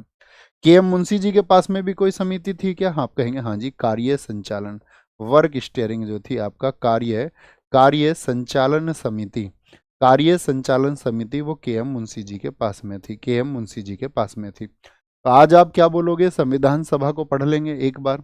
ये अगर साथी आप पढ़ चुके थे तो ये टॉपिक्स वो रहेंगे जिनको आप मुश्किल से 5 से 7 7 10 मिनट में रिवाइज कर लोगे अच्छे से। बोलेंगे अभी फटाफट से, बोलेंगे सारे लोग आंसर बताओ, सारे लोग बोलो फटाफट से, फटाफट से सारे लोग बोलेंगे वर्क वर्क वर्क वर्क। अरे थम्स अप कर दिया करो यार, वो काफ़ी होगा। बोले भैया जरूर पढ़ लेंगे संविधान सभा को, इन समितियों को। मैं कुछ पूछूंगा आपसे, कुछ महत्वपूर्ण और चर्चित पूछेंगे, जैसे कि मुझे आप बताओ फटाफट से, जो आपका अल्पसंख्यक अधिकारों के लिए जो अल्पसंख्यक नहीं, सॉरी, अल्पसंख्यक की बात बाद में करेंगे। मूल अधिकारों के लिए जो समिति थी वो बताओ पहले। मूल अधिकारों के लिए जो समिति थी, मूल अधिकार यानी कि फंडामेंटल राइट्स के लिए जो समिति थी, मूल अधिकारों के लिए, मूल अधिकारों के लिए जो समिति थी, उसके अध्यक्ष कौन थे? तो वो कौन थे? आपका सरदार पटेल थे। कौन थे? सरदार पटेल थे। और अल्पसंख्यकों के लिए भी जो समिति थी, उसके भी, माइनॉरिटीज़ के लिए, अल्पसंख्यकों के लिए जो थी, उसमें भी आपका सरदार पटेल थे। मुझे एक आप बताओ फटाफट से, संचालन और प्रक्रिया के कौन थे? संचालन और प्रक्रिया के, आपका संचालन और प्रक्रिया समिति जो थी आपका, उसके अध्यक्ष कौन थे? संचालन और प्रक्रिया समिति इसके थे राजेंद्र प्रसाद, राजेंद्र प्रसाद थे। कौन थे? राजेंद्र प्रसाद थे। प्रारूप समिति के अध्यक्ष बताइए फटाफट से, जो ड्राफ्ट कमेटी थी, प्रारूप समिति, प्रारूप समिति, इसके साथ ही आप मुझे अध्यक्ष बताएं तो कौन थे? बाबा साहब भीमराव अंबेडकर जी, बाबा साहब भीमराव अंबेडकर जी थे। कौन थे? बाबा साहब भीमराव अंबेडकर जी थे। प्रारूप समिति ड्राफ्ट कमेटी का जो गठन हुआ था वो कब हुआ था? 29 अगस्त 1947 को हुआ था। कब? 29 अगस्त 1947 को हुआ था। इसीलिए इन्होंने प्रारूप बनाया, इनको संविधान का जनक कहा गया। ठीक है, फादर ऑफ इंडियन कॉन्स्टिट्यूशन इनको कहा गया। निम्नलिखित कथनों पर विचार करिए। संविधान सभा की कुल सदस्यता 389 थी, उसमें क्या आप मुझे बताएं फटाफट से? 389 लोग थे। इनमें से 93 सदस्य देसी रियासतों का प्रतिनिधित्व करते थे। बोलेंगे भी फटाफट से, फटाफट से। इनमें से 93 सदस्य जो हैं वो आपका देसी रियासतों का प्रतिनिधित्व करते थे। उपरोक्त में से कौन सा कथन जो है वो सही है? बहुत सही है भैया। प्रांतीय के बाबा साहब भीमराव अंबेडकर थे। नहीं नहीं नहीं, प्रांतीय के नहीं, प्रोविंशियल के नहीं, वो प्रोविंशियल कॉन्स्टिट्यूशन के थे, प्रांतीय संविधान समिति के थे, प्रांतीय संविधान समिति के। ठीक है, अगर प्रांतीय संविधान शब्द लिखेगा तब सरदार वल्लभ भाई पटेल, प्रांतीय लिखेगा तो नेहरू जी। इसमें 93 सदस्य देसी रियासतों का प्रतिनिधित्व करते थे। क्या ये सही बात है? बताएंगे भाई। उपरोक्त में से कौन सा कथन सही है? तो आप कह रहे हैं बोथ आर करेक्ट, दोनों, दोनों ठीक है, दोनों ठीक है, दोनों के दोनों ठीक हैं, केवल दो, केवल दो। एक कह रहे हैं साथी केवल दो, नहीं ऐसा नहीं है, दोनों के दोनों ठीक होंगे। एक साथी लिख रहे हैं कुछ रोजर बिन्नी दिखाएं भैया, रोजर बिन्नी, रोजर बिन्नी। सर आपने 1983 में रोजर बिन्नी के 18 विकेट नहीं लिखे। अरे भैया ये भी कोई बात हुई? ऐसे क्या क्या हम नहीं लिख पाएंगे? ऐसे लिखेंगे तो कम से कम हजारों वर्षों तक हमको लगेंगे। ऋषि परंपरा से अब तक लोग लिख रहे हैं, अब तक लिखना खत्म नहीं हुआ। 18 विकेट ली थी कौशिक, 1605 आपका एक अच्छा आंसर है। इसी तरह आपको मेमोराइज करना है। ठीक है, ये सब चीज़ें मैं आपको बता चुका था, ऐसा कोई चीज़ नहीं है जो मैंने आपको नहीं बताया है। ठीक है, क्या बोलेंगे? संविधान सभा तो एकदम से ठीक हो गया, क्या बोलेंगे भैया? दोनों ठीक हैं। मुझे बताओ महिला सदस्य कितनी थी संविधान में? महिला सदस्य कितनी थी? महिला सदस्य कितनी थी? फटाफट से आंसर करेंगे। महिला सदस्य 15 थी। ये 15 जो थी इनमें सर्वाधिक किस राज्य से थी? सर्वाधिक तो क्या बोलेंगे? यूपी से 5 थी। क्या बोलोगे? यूपी से 5 थी। संविधान सभा के जो साथी आपका स्थायी अध्यक्ष थे वो कौन थे? स्थायी अध्यक्ष, स्थायी अध्यक्ष कौन बने थे आपका? पहले पहले स्थायी अध्यक्ष वो थे आपका कौन? राजेंद्र प्रसाद। कौन थे? राजेंद्र प्रसाद। और पहले अस्थायी अध्यक्ष कौन बनाए गए थे? पहले अस्थायी अध्यक्ष कौन बनाए गए थे? जो पहले अस्थायी बने थे, 2 दिन के लिए रहे, पहले अस्थायी अध्यक्ष जो थे वो कौन थे? तो पहले अस्थायी अध्यक्ष बनाए गए थे सच्चिदानंद सिन्हा। कौन? सच्चिदानंद सिन्हा साहब थे। सच्चिदानंद सिन्हा साहब थे, आपका याद रख लेना। मुझे बताओ जो उपाध्यक्ष थे वो कौन थे? कितने उपाध्यक्ष थे ये बता दो। उपाध्यक्ष भैया 2 थे। एक थे आपका एच.सी. मुखर्जी। कौन थे? एच.सी. मुखर्जी थे। और दूसरे जो व्यक्ति थे जो आपका उपाध्यक्ष थे उनका नाम था वी.टी. कृष्णामाचारी। क्या? VT. Krishnamachari. VT. Krishnamachari. VT. Krishnamachari ये दूसरे उपाध्यक्ष थे। मुझे बताओ संविधान सभा के जो आपका सेक्रेटरी थे, सचिव थे, वो कौन थे? तो इसके जो सेक्रेटरी थे वो थे एच.वी.आर. अयंगर। कौन थे? एच.वी.आर. अयंगर इसके पहले सचिव थे। मुझे बताओ संवैधानिक सलाहकार कौन थे? संवैधानिक सलाहकार कौन थे? तो संवैधानिक सलाहकार थे आपका बी.एन. राव। कौन थे जी साहब? बी.एन. राव थे। बी.एन. राव थे। और मुख्य प्रारूपकार कौन थे? यानी कि मेन जिन्होंने ड्राफ्ट को बनाया। अब प्रारूप समिति की बात नहीं कर रहे, अगर क्वेश्चन आ जाए आपसे संविधान सभा के जो मुख्य प्रारूपकार थे वो कौन थे? मुख्य प्रारूपकार कौन थे? तो मुख्य प्रारूपकार में नाम लिखना एस.एन. मुखर्जी का। एस.एन. मुखर्जी का लिखेंगे, एस.एन. मुखर्जी का। जो हमारी संविधान सभा थी, संविधान सभा इसका गठन मुझे बताओ फटाफट कब हुआ था? तो इसका गठन ये हुआ था आपका 6 दिसंबर 1946 को। क्या बोलोगे? 6 दिसंबर 1946 को इसका गठन हुआ था। ये बात भी आपको याद रख लेनी है। अच्छा, संविधान सभा का यदि मैं आपसे चिन्ह पूछूं कि चिन्ह क्या है, बताओ फटाफट से। What is the sign of a constituent assembly? संविधान सभा का जो चिन्ह था वो क्या था? तो संविधान सभा का जो चिन्ह था संविधान सभा का वो था आपका हाथी। क्या बोलोगे? हाथी भैया इसका चिन्ह था। ठीक है, हाथी आपका चिन्ह था। भारत की संविधान सभा के से अच्छे टारगेट में लिख लिया संविधान सभा। ठीक है, बोलेंगे भाई फटाफट से।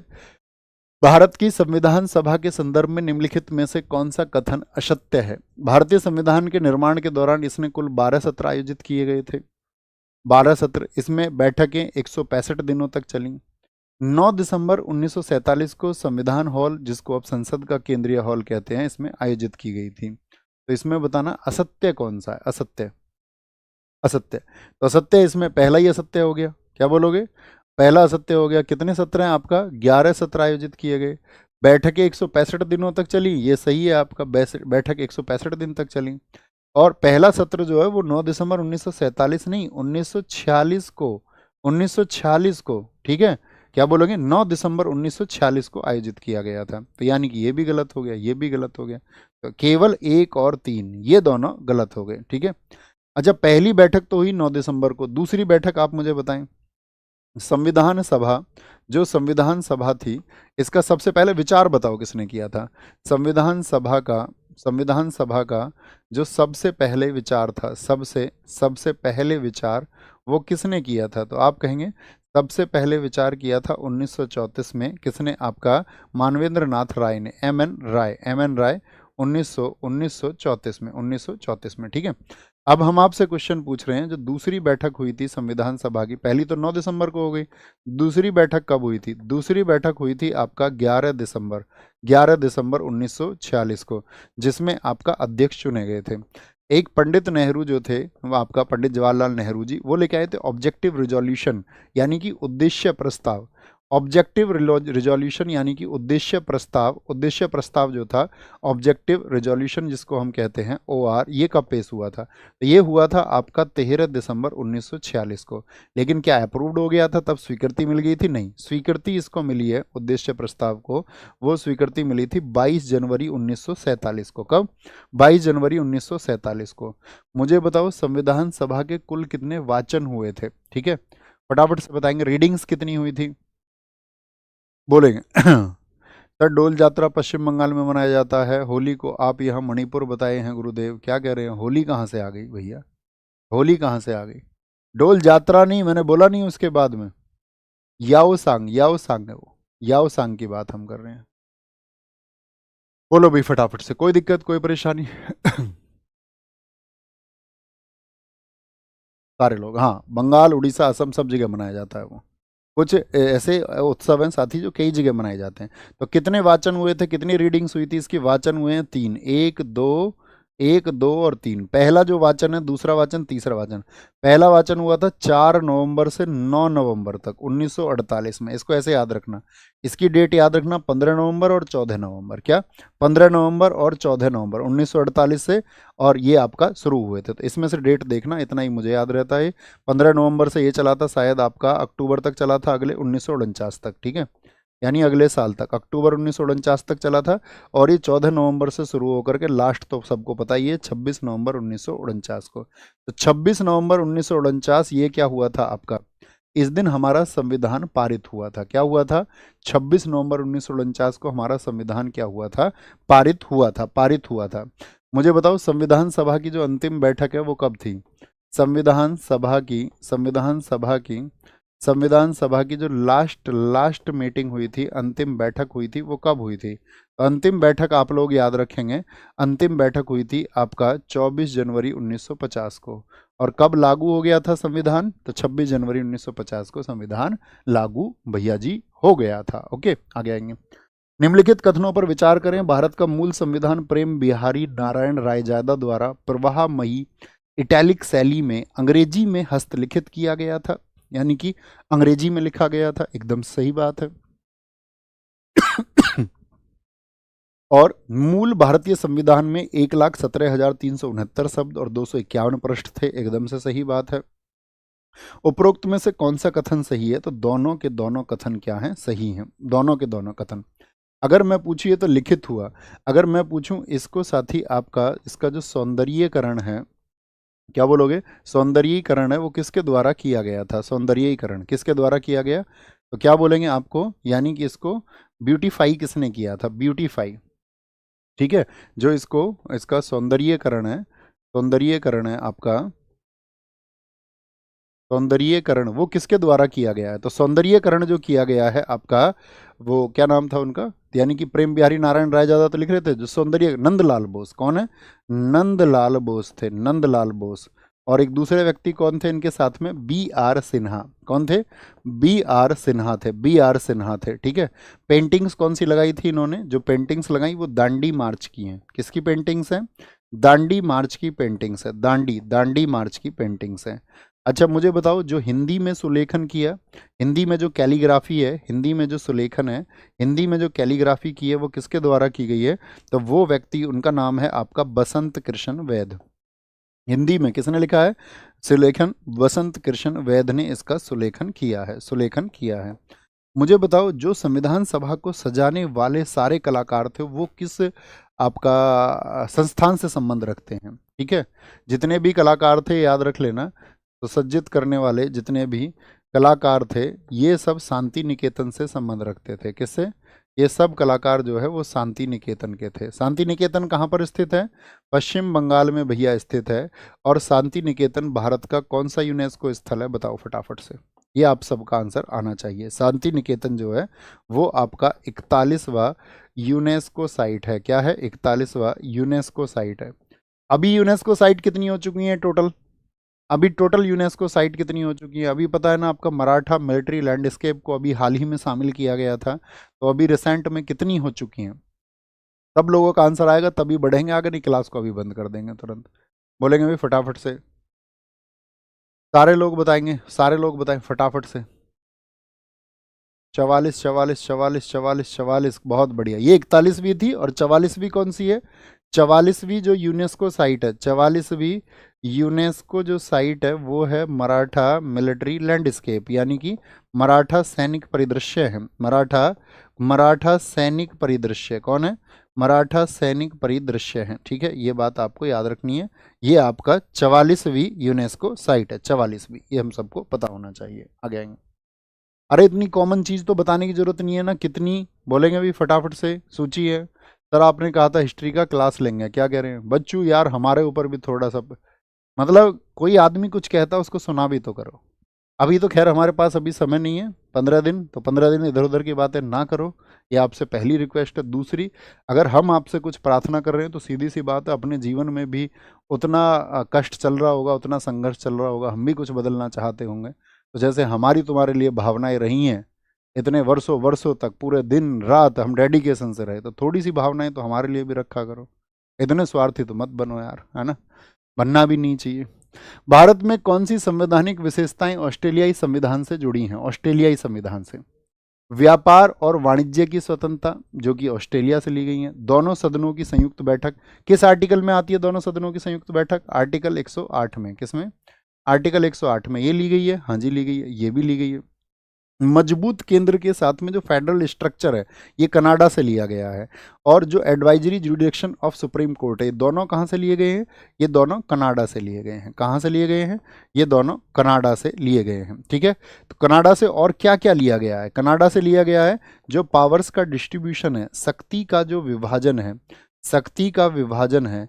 राज्यपाल की जो नियुक्ति होती है, अपॉइंटमेंट ऑफ गवर्नर, राज्यपाल की नियुक्ति जो होती है, राज्यपाल की नियुक्ति, ये 3-4 चीज़ें एग्जाम में ऐसी हैं जो बार बार पूछी जाती हैं और बच्चे गलती कर देते हैं। ठीक है, तो क्या हो गया? केवल ए और बी हो गए, तो क्या बन जाएंगे?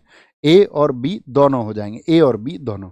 आपको पता होना चाहिए जो हमारा कॉन्करेंट लिस्ट है, समवर्ती सूची, उसको भी कहाँ से लिया गया है? समवर्ती सूची को, कॉन्करेंट लिस्ट को कहाँ से लिया गया है? समवर्ती सूची को भी यहीं से लिया गया है, समवर्ती सूची को। ठीक है, जो हमारी प्रियम्बल है उसकी लैंग्वेज कहाँ से ली गई है? प्रस्तावना की जो भाषा है वो भी कहाँ से ली गई है? वो भी ऑस्ट्रेलिया से ली गई है।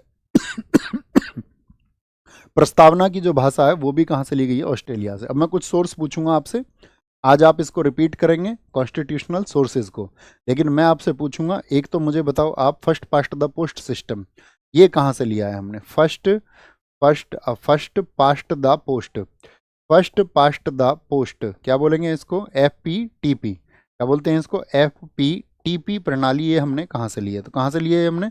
यूके से लिए, यूके से। और ऐसे ही क्वेश्चन पूछा था, मार्शल लॉ की जो अभिधारणा है वो हमने कहाँ से लिया? मार्शल लॉ जो सैनिक कानून होता है ये भी हमने यूके से ही लिया है, यानी कि ब्रिटेन से ही लिया है, ब्रिटेन से।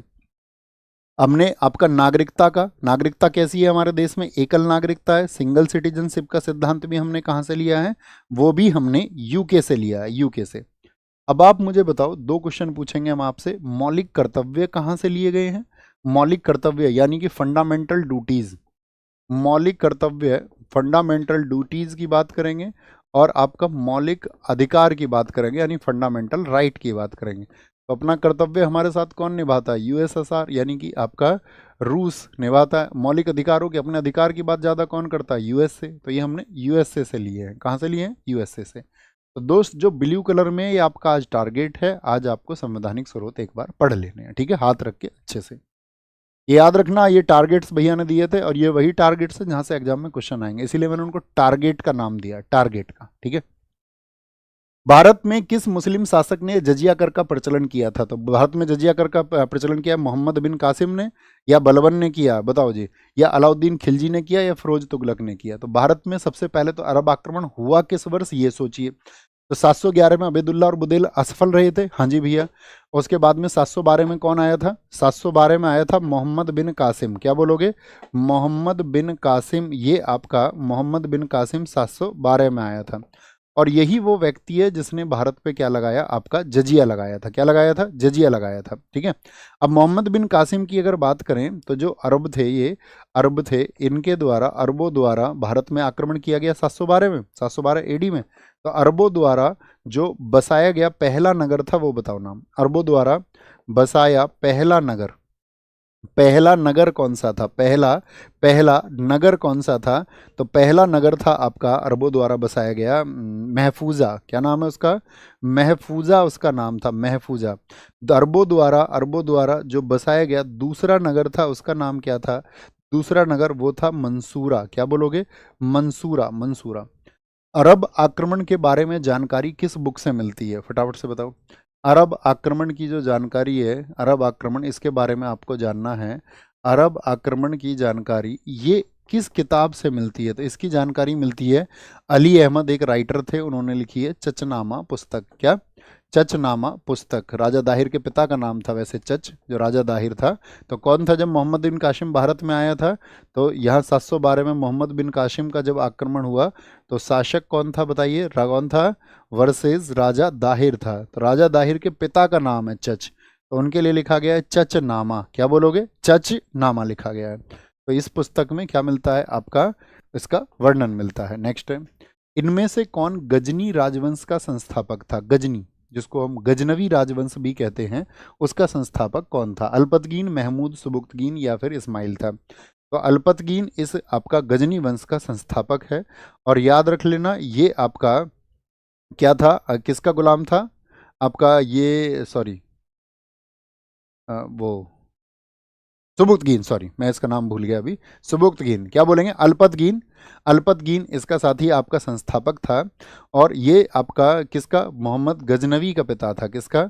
गजनवी का पिता था, गजनवी का पिता था। ठीक है, कौन? आपका गजनवी का पिता। और दूसरी चीज याद रख लेना, गजनवी का पिता और उसका नाम था आपका अल्पतगीन।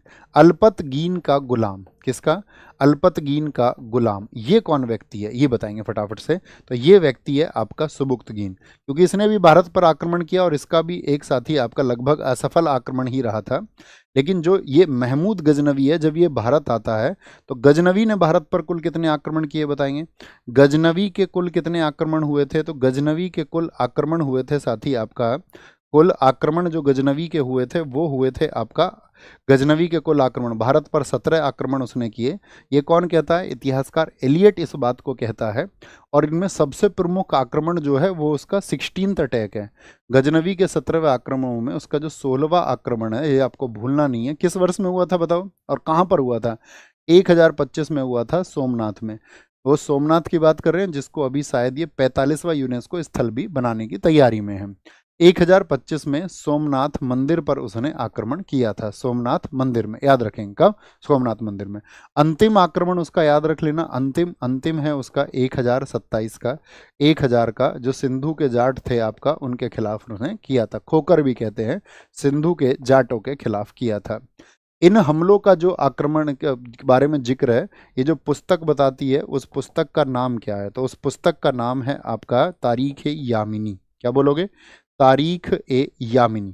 तारीख ए यामिनी किसने लिखी है? फटाफट से लिखेंगे, क्योंकि यामिनी का मतलब जो गजनी वंश था वो यामिनी वंश भी उसको कहा जाता है। तो तारीख ए यामिनी ये लिखी है, इसका जो लेखक है ये है उतबी। उतबी। और बहुत बार पूछा जाता है, मोहम्मद बिन कासिम के समय पर जो लेखक था आपका, सॉरी गजनवी के, महमूद गजनवी का जो दरबारी इतिहासकार था वो कौन था? इसका जो कोर्ट हिस्टोरियन था, दरबारी इतिहासकार था। तो दरबारी इतिहासकार इसका कौन था? दरबारी इतिहासकार तो कौन है? उतबी है। अच्छा, एक पुस्तक लिखी गई थी इन्हीं दिनों में आपका, उसको बोलते हैं हम किताबुल हिंद। किसने लिखी है? राइटर बताओ फटाफट से। किताबुल हिंद के लेखक कौन है? किसके? किताबुल हिंद के लेखक कौन है? तो कौन है? तहकीक हिंद बोल दो या किताबुल हिंद बोल दो। ये क्वेश्चन भी पूछा जाता है, तहकीक हिंद किस भाषा में लिखी गई है? तो तहकीक हिंद ये अरबी भाषा में लिखी गई है। इसको किताबुल हिंद भी आप कह सकते हैं। क्या बोल सकते हैं इसको? किताबुल हिंद भी आप कह सकते हैं। ये किसने लिखी है, ये मेरा क्वेश्चन है आपसे। किताबुल हिंद। फटाफट से कमेंट सेक्शन में देखूंगा तो आपका आंसर मुझे मिलना चाहिए। क्या बोलेंगे? अल बरूनी, अल बरूनी, अल बरूनी बोलेंगे भी फटाफट से। बहुत सही, बहुत सही। अल बरूनी। क्या बोलेंगे? अल बरूनी, अल बरूनी। अभी बताएंगे, 1 मिनट रुको सर, एक बार उसको देखिए, प्रांतीय समिति को देख लेते हैं। क्या प्रांतीय समिति में क्या हुआ? बाद में बताना लास्ट में, है ना, सबसे लास्ट में फिर एक बार रिपीट करेंगे। सुल्तान मोहम्मद गोरी का भारत में प्रथम आक्रमण कब हुआ था? मोहम्मद गोरी का। तो ये जो ऊपर लिखा है मोहम्मद गोरी, अरे थम्स अप करके यार मुझ तक सूचना तो पहुंचा दो मेरे दोस्त कि भैया जी जरूर जरूर जरूर, जो ब्लू कलर में है ये हमारे टारगेट है, इनको हम आज पढ़ेंगे। अरब आक्रमण से लेकर के आपका गजनवी के समय से मोहम्मद गोरी तक हम जरूर पढ़ेंगे। ये एनर्जी मेरे पास तक आपकी पहुंचनी चाहिए। आप चाहे बुक से पढ़ें इनको, कहीं से भी पढ़ें, वो जरूर आप देखें। बोलेंगे फटाफट से, सारे लोग आंसर करें, सबका आना चाहिए। चलो जी, थम्स अप करके बताना मुझे, सुल्तान मोहम्मद गोरी का भारत में प्रथम आक्रमण कब हुआ था? तो कहाँ हुआ था? 1175 मुल्तान में हुआ था, वर्तमान पाकिस्तान में, 1175 में। 1178 में कहाँ भिड़ गया था वो? पाटन गुजरात में, जहां पर मैंने बताया था आपको उसके ऊपर भैया तलवार चल गई थी, जान बचा करके भागना पड़ा था उसको। पाटन गुजरात में। और यहाँ पर कौन थे आपका, इसकी हार हो गई थी, ठीक है। यहाँ पर क्या हो गई थी, इसकी जीत हो गई थी। और यहाँ पर कौन थे? भीम सेकंड, जो कि चालुक्य वंश के थे। कौन थे? भीम सेकंड चालुक्य वंश के। और इनकी जो माता जी थी उनका नाम बताओ जरा फटाफट से। इनकी माता जी का क्या नाम था? माता जी का नाम बताएंगे फटाफट से सब लोग, सबका आंसर आना चाहिए। इनकी जो मदर थी, जो इनकी संरक्षिका बनी हुई थी, जिन्होंने आपका बहुत ज़बरदस्त एक आक्रमण किया, और मैंने बताया था उन्होंने मोहम्मद गोरी के शरीर पर जब तलवार चलाई तो मोहम्मद गोरी फिर बच्चे पैदा करने लायक नहीं रहा था। ये काम किया था नायिका देवी ने। नायिका देवी इनकी माता थी, उनका याद रखेंगे। तो वो आपका हिडन एक आपका कैरेक्टर है भारतीय इतिहास का, जिनको उतनी जगह नहीं मिलती है। 1178, 1191 में बताओ क्या हुआ था? तराइन प्रथम, तराइन प्रथम, तराइन प्रथम किसने जीता? तराइन प्रथम मोहम्मद गोरी और आपका किसके बीच हुआ था? पृथ्वीराज के बीच में। पृथ्वीराज चौहान जी इसको जीते थे या नहीं जीते थे? आप कहेंगे पृथ्वीराज चौहान जी इसको जीत गए थे। कौन जीते थे? पृथ्वीराज चौहान जी इसको जीते थे, जीते थे, ठीक है, जीते थे। 1192 में कौन हुआ था? तराइन का सेकंड युद्ध हुआ था, तराइन सेकंड। इसमें क्या हो गया था? इसमें मोहम्मद गोरी की जीत हुई थी, मोहम्मद गोरी की जीत हुई थी, मोहम्मद गोरी जीता था। यानी पृथ्वीराज चौहान और मोहम्मद गोरी, इन दोनों के मध्य ही ये युद्ध हुए। पहले को आपका मोहम्मद गोरी हार गया था और दूसरे को मोहम्मद गोरी जीत जाता है। इसके बाद में 1194 में कहाँ का युद्ध हुआ था बताएंगे फटाफट से। 1194 में चंदावर का युद्ध हुआ, चंदावर का युद्ध। पृथ्वीराज चौहान जी की मौसी के लड़के थे कौन? राजा जयचंद, राजा जयचंद से हुआ, राजा जयचंद से। और इसको भी क्या होता है? इसको भी मोहम्मद गोरी जीत जाता है, जीत जाता है। एक क्वेश्चन पूछा जाता है, इसने देवी लक्ष्मी के सिक्के जारी कराए थे या नहीं कराए थे? ये बताओ, देवी लक्ष्मी के सिक्के मोहम्मद गोरी ने आपका, आप कहेंगे हाँ भैया देवी लक्ष्मी के सिक्के उसने जारी कराए थे। और उन सिक्कों को कहा गया है देहलीवाल। क्या कहा गया है? देहलीवाल उन सिक्कों का नाम रखा गया है, ठीक है। सिक्के का क्या नाम था? तो याद रखेंगे देहलीवाल। क्या नाम था इनके द्वारा शुरू कराए गए सिक्कों का? तो देहलीवाल उनके सिक्कों का नाम था। निम्नलिखित में से किसने कुतुबुद्दीन ऐबक को सुल्तान की पदवी प्रदान की थी? पदवा नहीं, पदवी। सुल्तान की पदवी प्रदान की थी, बताओ जी कौन व्यक्ति थे? तो सुल्तान की पदवी देने वाले गयासुद्दीन महमूद थे, अलाउद्दीन महमूद, शहाबुद्दीन मोहम्मद या ताजुद्दीन यलजौज थे। तो क्या बोलेंगे? गयासुद्दीन महमूद ने कुतुबुद्दीन ऐबक को ये सुल्तान की उपाधि धारण की थी। और जो कुतुबुद्दीन ऐबक हैं, कुतुबुद्दीन ऐबक वो दिल्ली का पहला मुस्लिम या तुर्क शासक था। दिल्ली का पहला शासक बना था, दिल्ली का पहला, या आपका पहला मुस्लिम बोल लीजिए, पहला मुस्लिम, या फिर आप तुर्क कहिए, एक ही बात होगी। मुस्लिम या तुर्क शासक ये थे, आपका तुर्क शासक थे, तुर्क शासक, ठीक है। अगर मैं बोलूं कुतुबुद्दीन ऐबक कौन थे? आपका मोहम्मद गोरी के गुलाम। कौन? कुतुबुद्दीन ऐबक कौन था? मोहम्मद गोरी का गुलाम था, मोहम्मद गोरी का, मोहम्मद गोरी का गुलाम था। अन्य नाम बताओ, किस किस नाम से जानते हैं आप कुतुबुद्दीन ऐबक को? अन्य नाम बोलो। तो अन्य नाम आप कहेंगे भैया हातिम, हातिम सेकंड के नाम से जाना जाता है, ठीक है। आपका लाख बख्श के नाम से, पीख बख्श के नाम से। लाख बख्श मतलब लाखों का दान करने वाला, पील बख्श मतलब हाथियों का दान करने वाला, पील बख्श इसी को कहा गया है। सबसे इंपॉर्टेंट एग्जाम में क्वेश्चन बनता है कुतुबुद्दीन ऐबक के जो निर्माण कार्य हैं, क्या क्या बनवाया बताएंगे। कुतुबुद्दीन ऐबक ने जो निर्माण कराया है, निर्माण कराया है, ठीक है। तो कुतुबुद्दीन ऐबक यूं तो आप जानती हो गुलाम वंश का संस्थापक है, 1206 से 1210 तक रहा था, गुलाम वंश का संस्थापक है। पोलो खेलते समय 1210 में घोड़े से गिर के इसकी मौत हो गई थी। निर्माण इसने कराए कुव्वतुल इस्लाम मस्जिद, इसका कुव्वत उल इस्लाम, कुव्वत उल इस्लाम मस्जिद का निर्माण कराया, कुव्वत उल इस्लाम का, ठीक है। कुतुब मीनार, कुतुब मीनार किसकी याद में बनवाई? कुतुब मीनार बताओ बड़ा फटाफट से। कुतुब मीनार, मिया क्या बोलोगे? कुतुब मीनार। कौन थे आपका? बख्तियार काकी। बख्तियार काकी जिनके शिष्य थे, उनकी याद में बनवाई। कुतुब मीनार आपका। अढ़ाई दिन का झोपड़ा, फटाफट से बोलो, अढ़ाई दिन का झोपड़ा क्या है?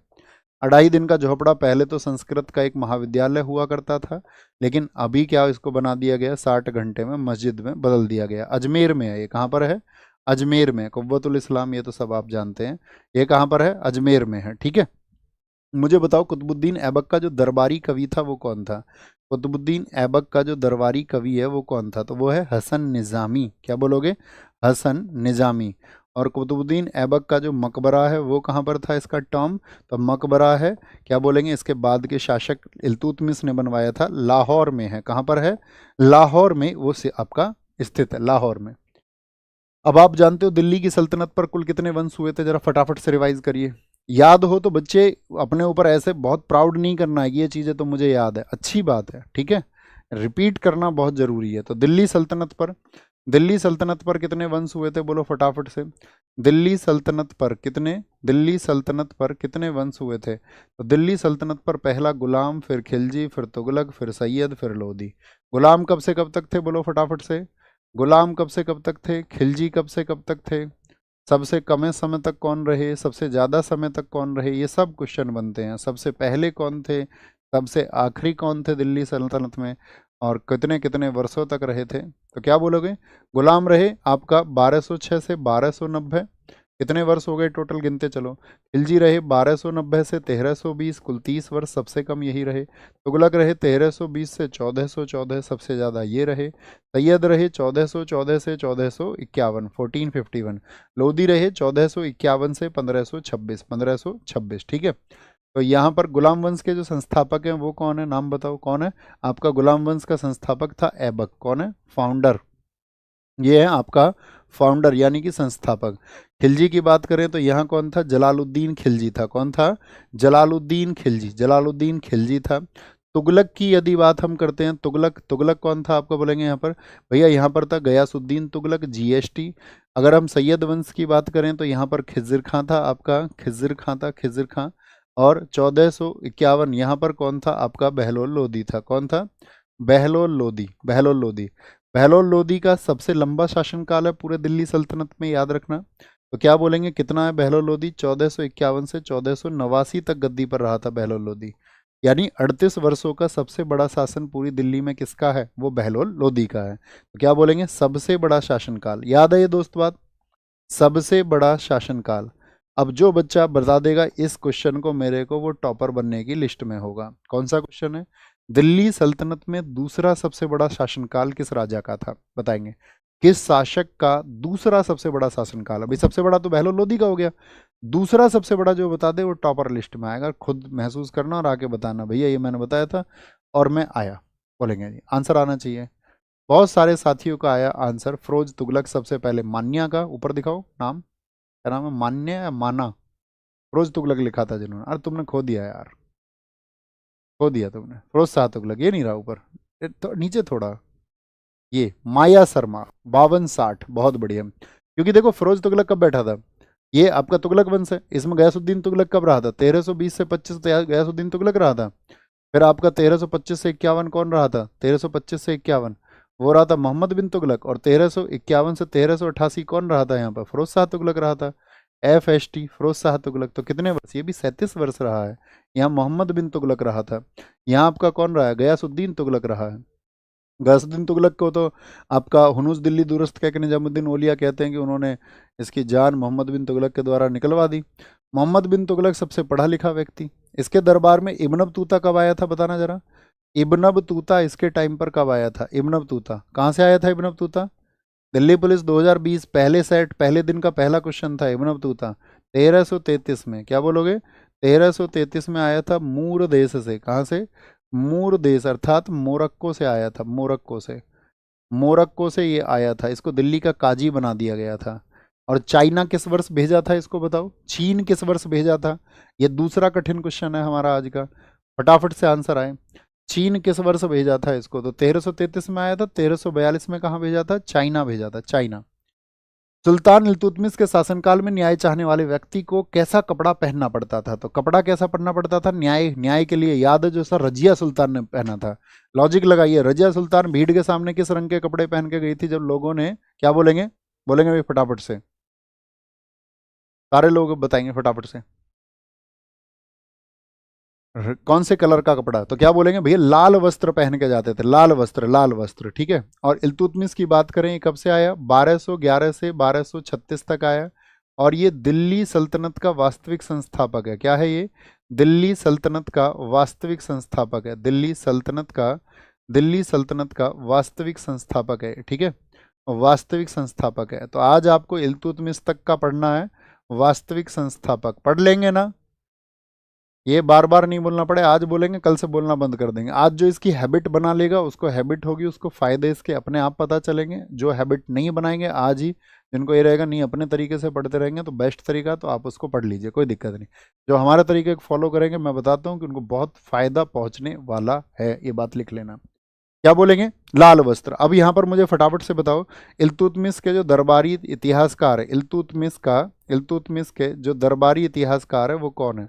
दरबारी इतिहासकार यानी कि कोर्ट हिस्टोरियन कौन था उसका? तो कोर्ट हिस्टोरियन है उसका मिनहाज उस सिराज। कौन बोलोगे?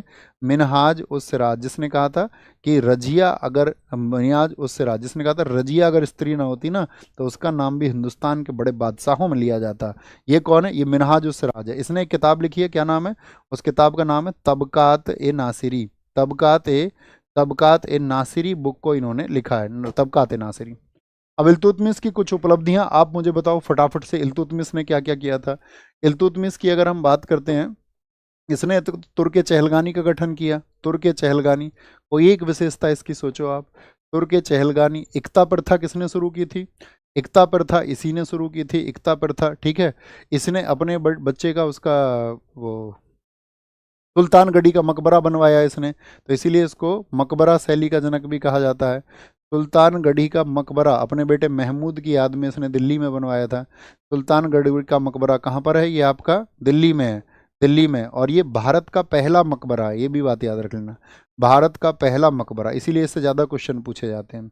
भारत का पहला मकबरा है, पहला मकबरा है, ठीक है, याद रखना। इसने जो करेंसी चलाई थी भारत में वो कौन कौन सी थी? एक तो थी टंका। टंका किस चीज़ की बनी हुई थी? चांदी की, सिल्वर की बनी हुई थी। और आपका जो जीतल थी वो किसकी बनी हुई थी? वो कॉपर की बनी हुई थी। वो तांबे की बनी हुई थी, तांबे की बनी हुई थी। मुझे बताओ, इल्तुतमिश के समय एक मंगोल आक्रमण हुआ था। जलालुद्दीन मकबरनी जो भारत भाग के आ गया था, उसके पीछे पीछे चंगेज खान आ रहा था। तो मुझे बताओ ये फटाफट से, इल्तुतमिश के समय 1221 में क्या हुआ था?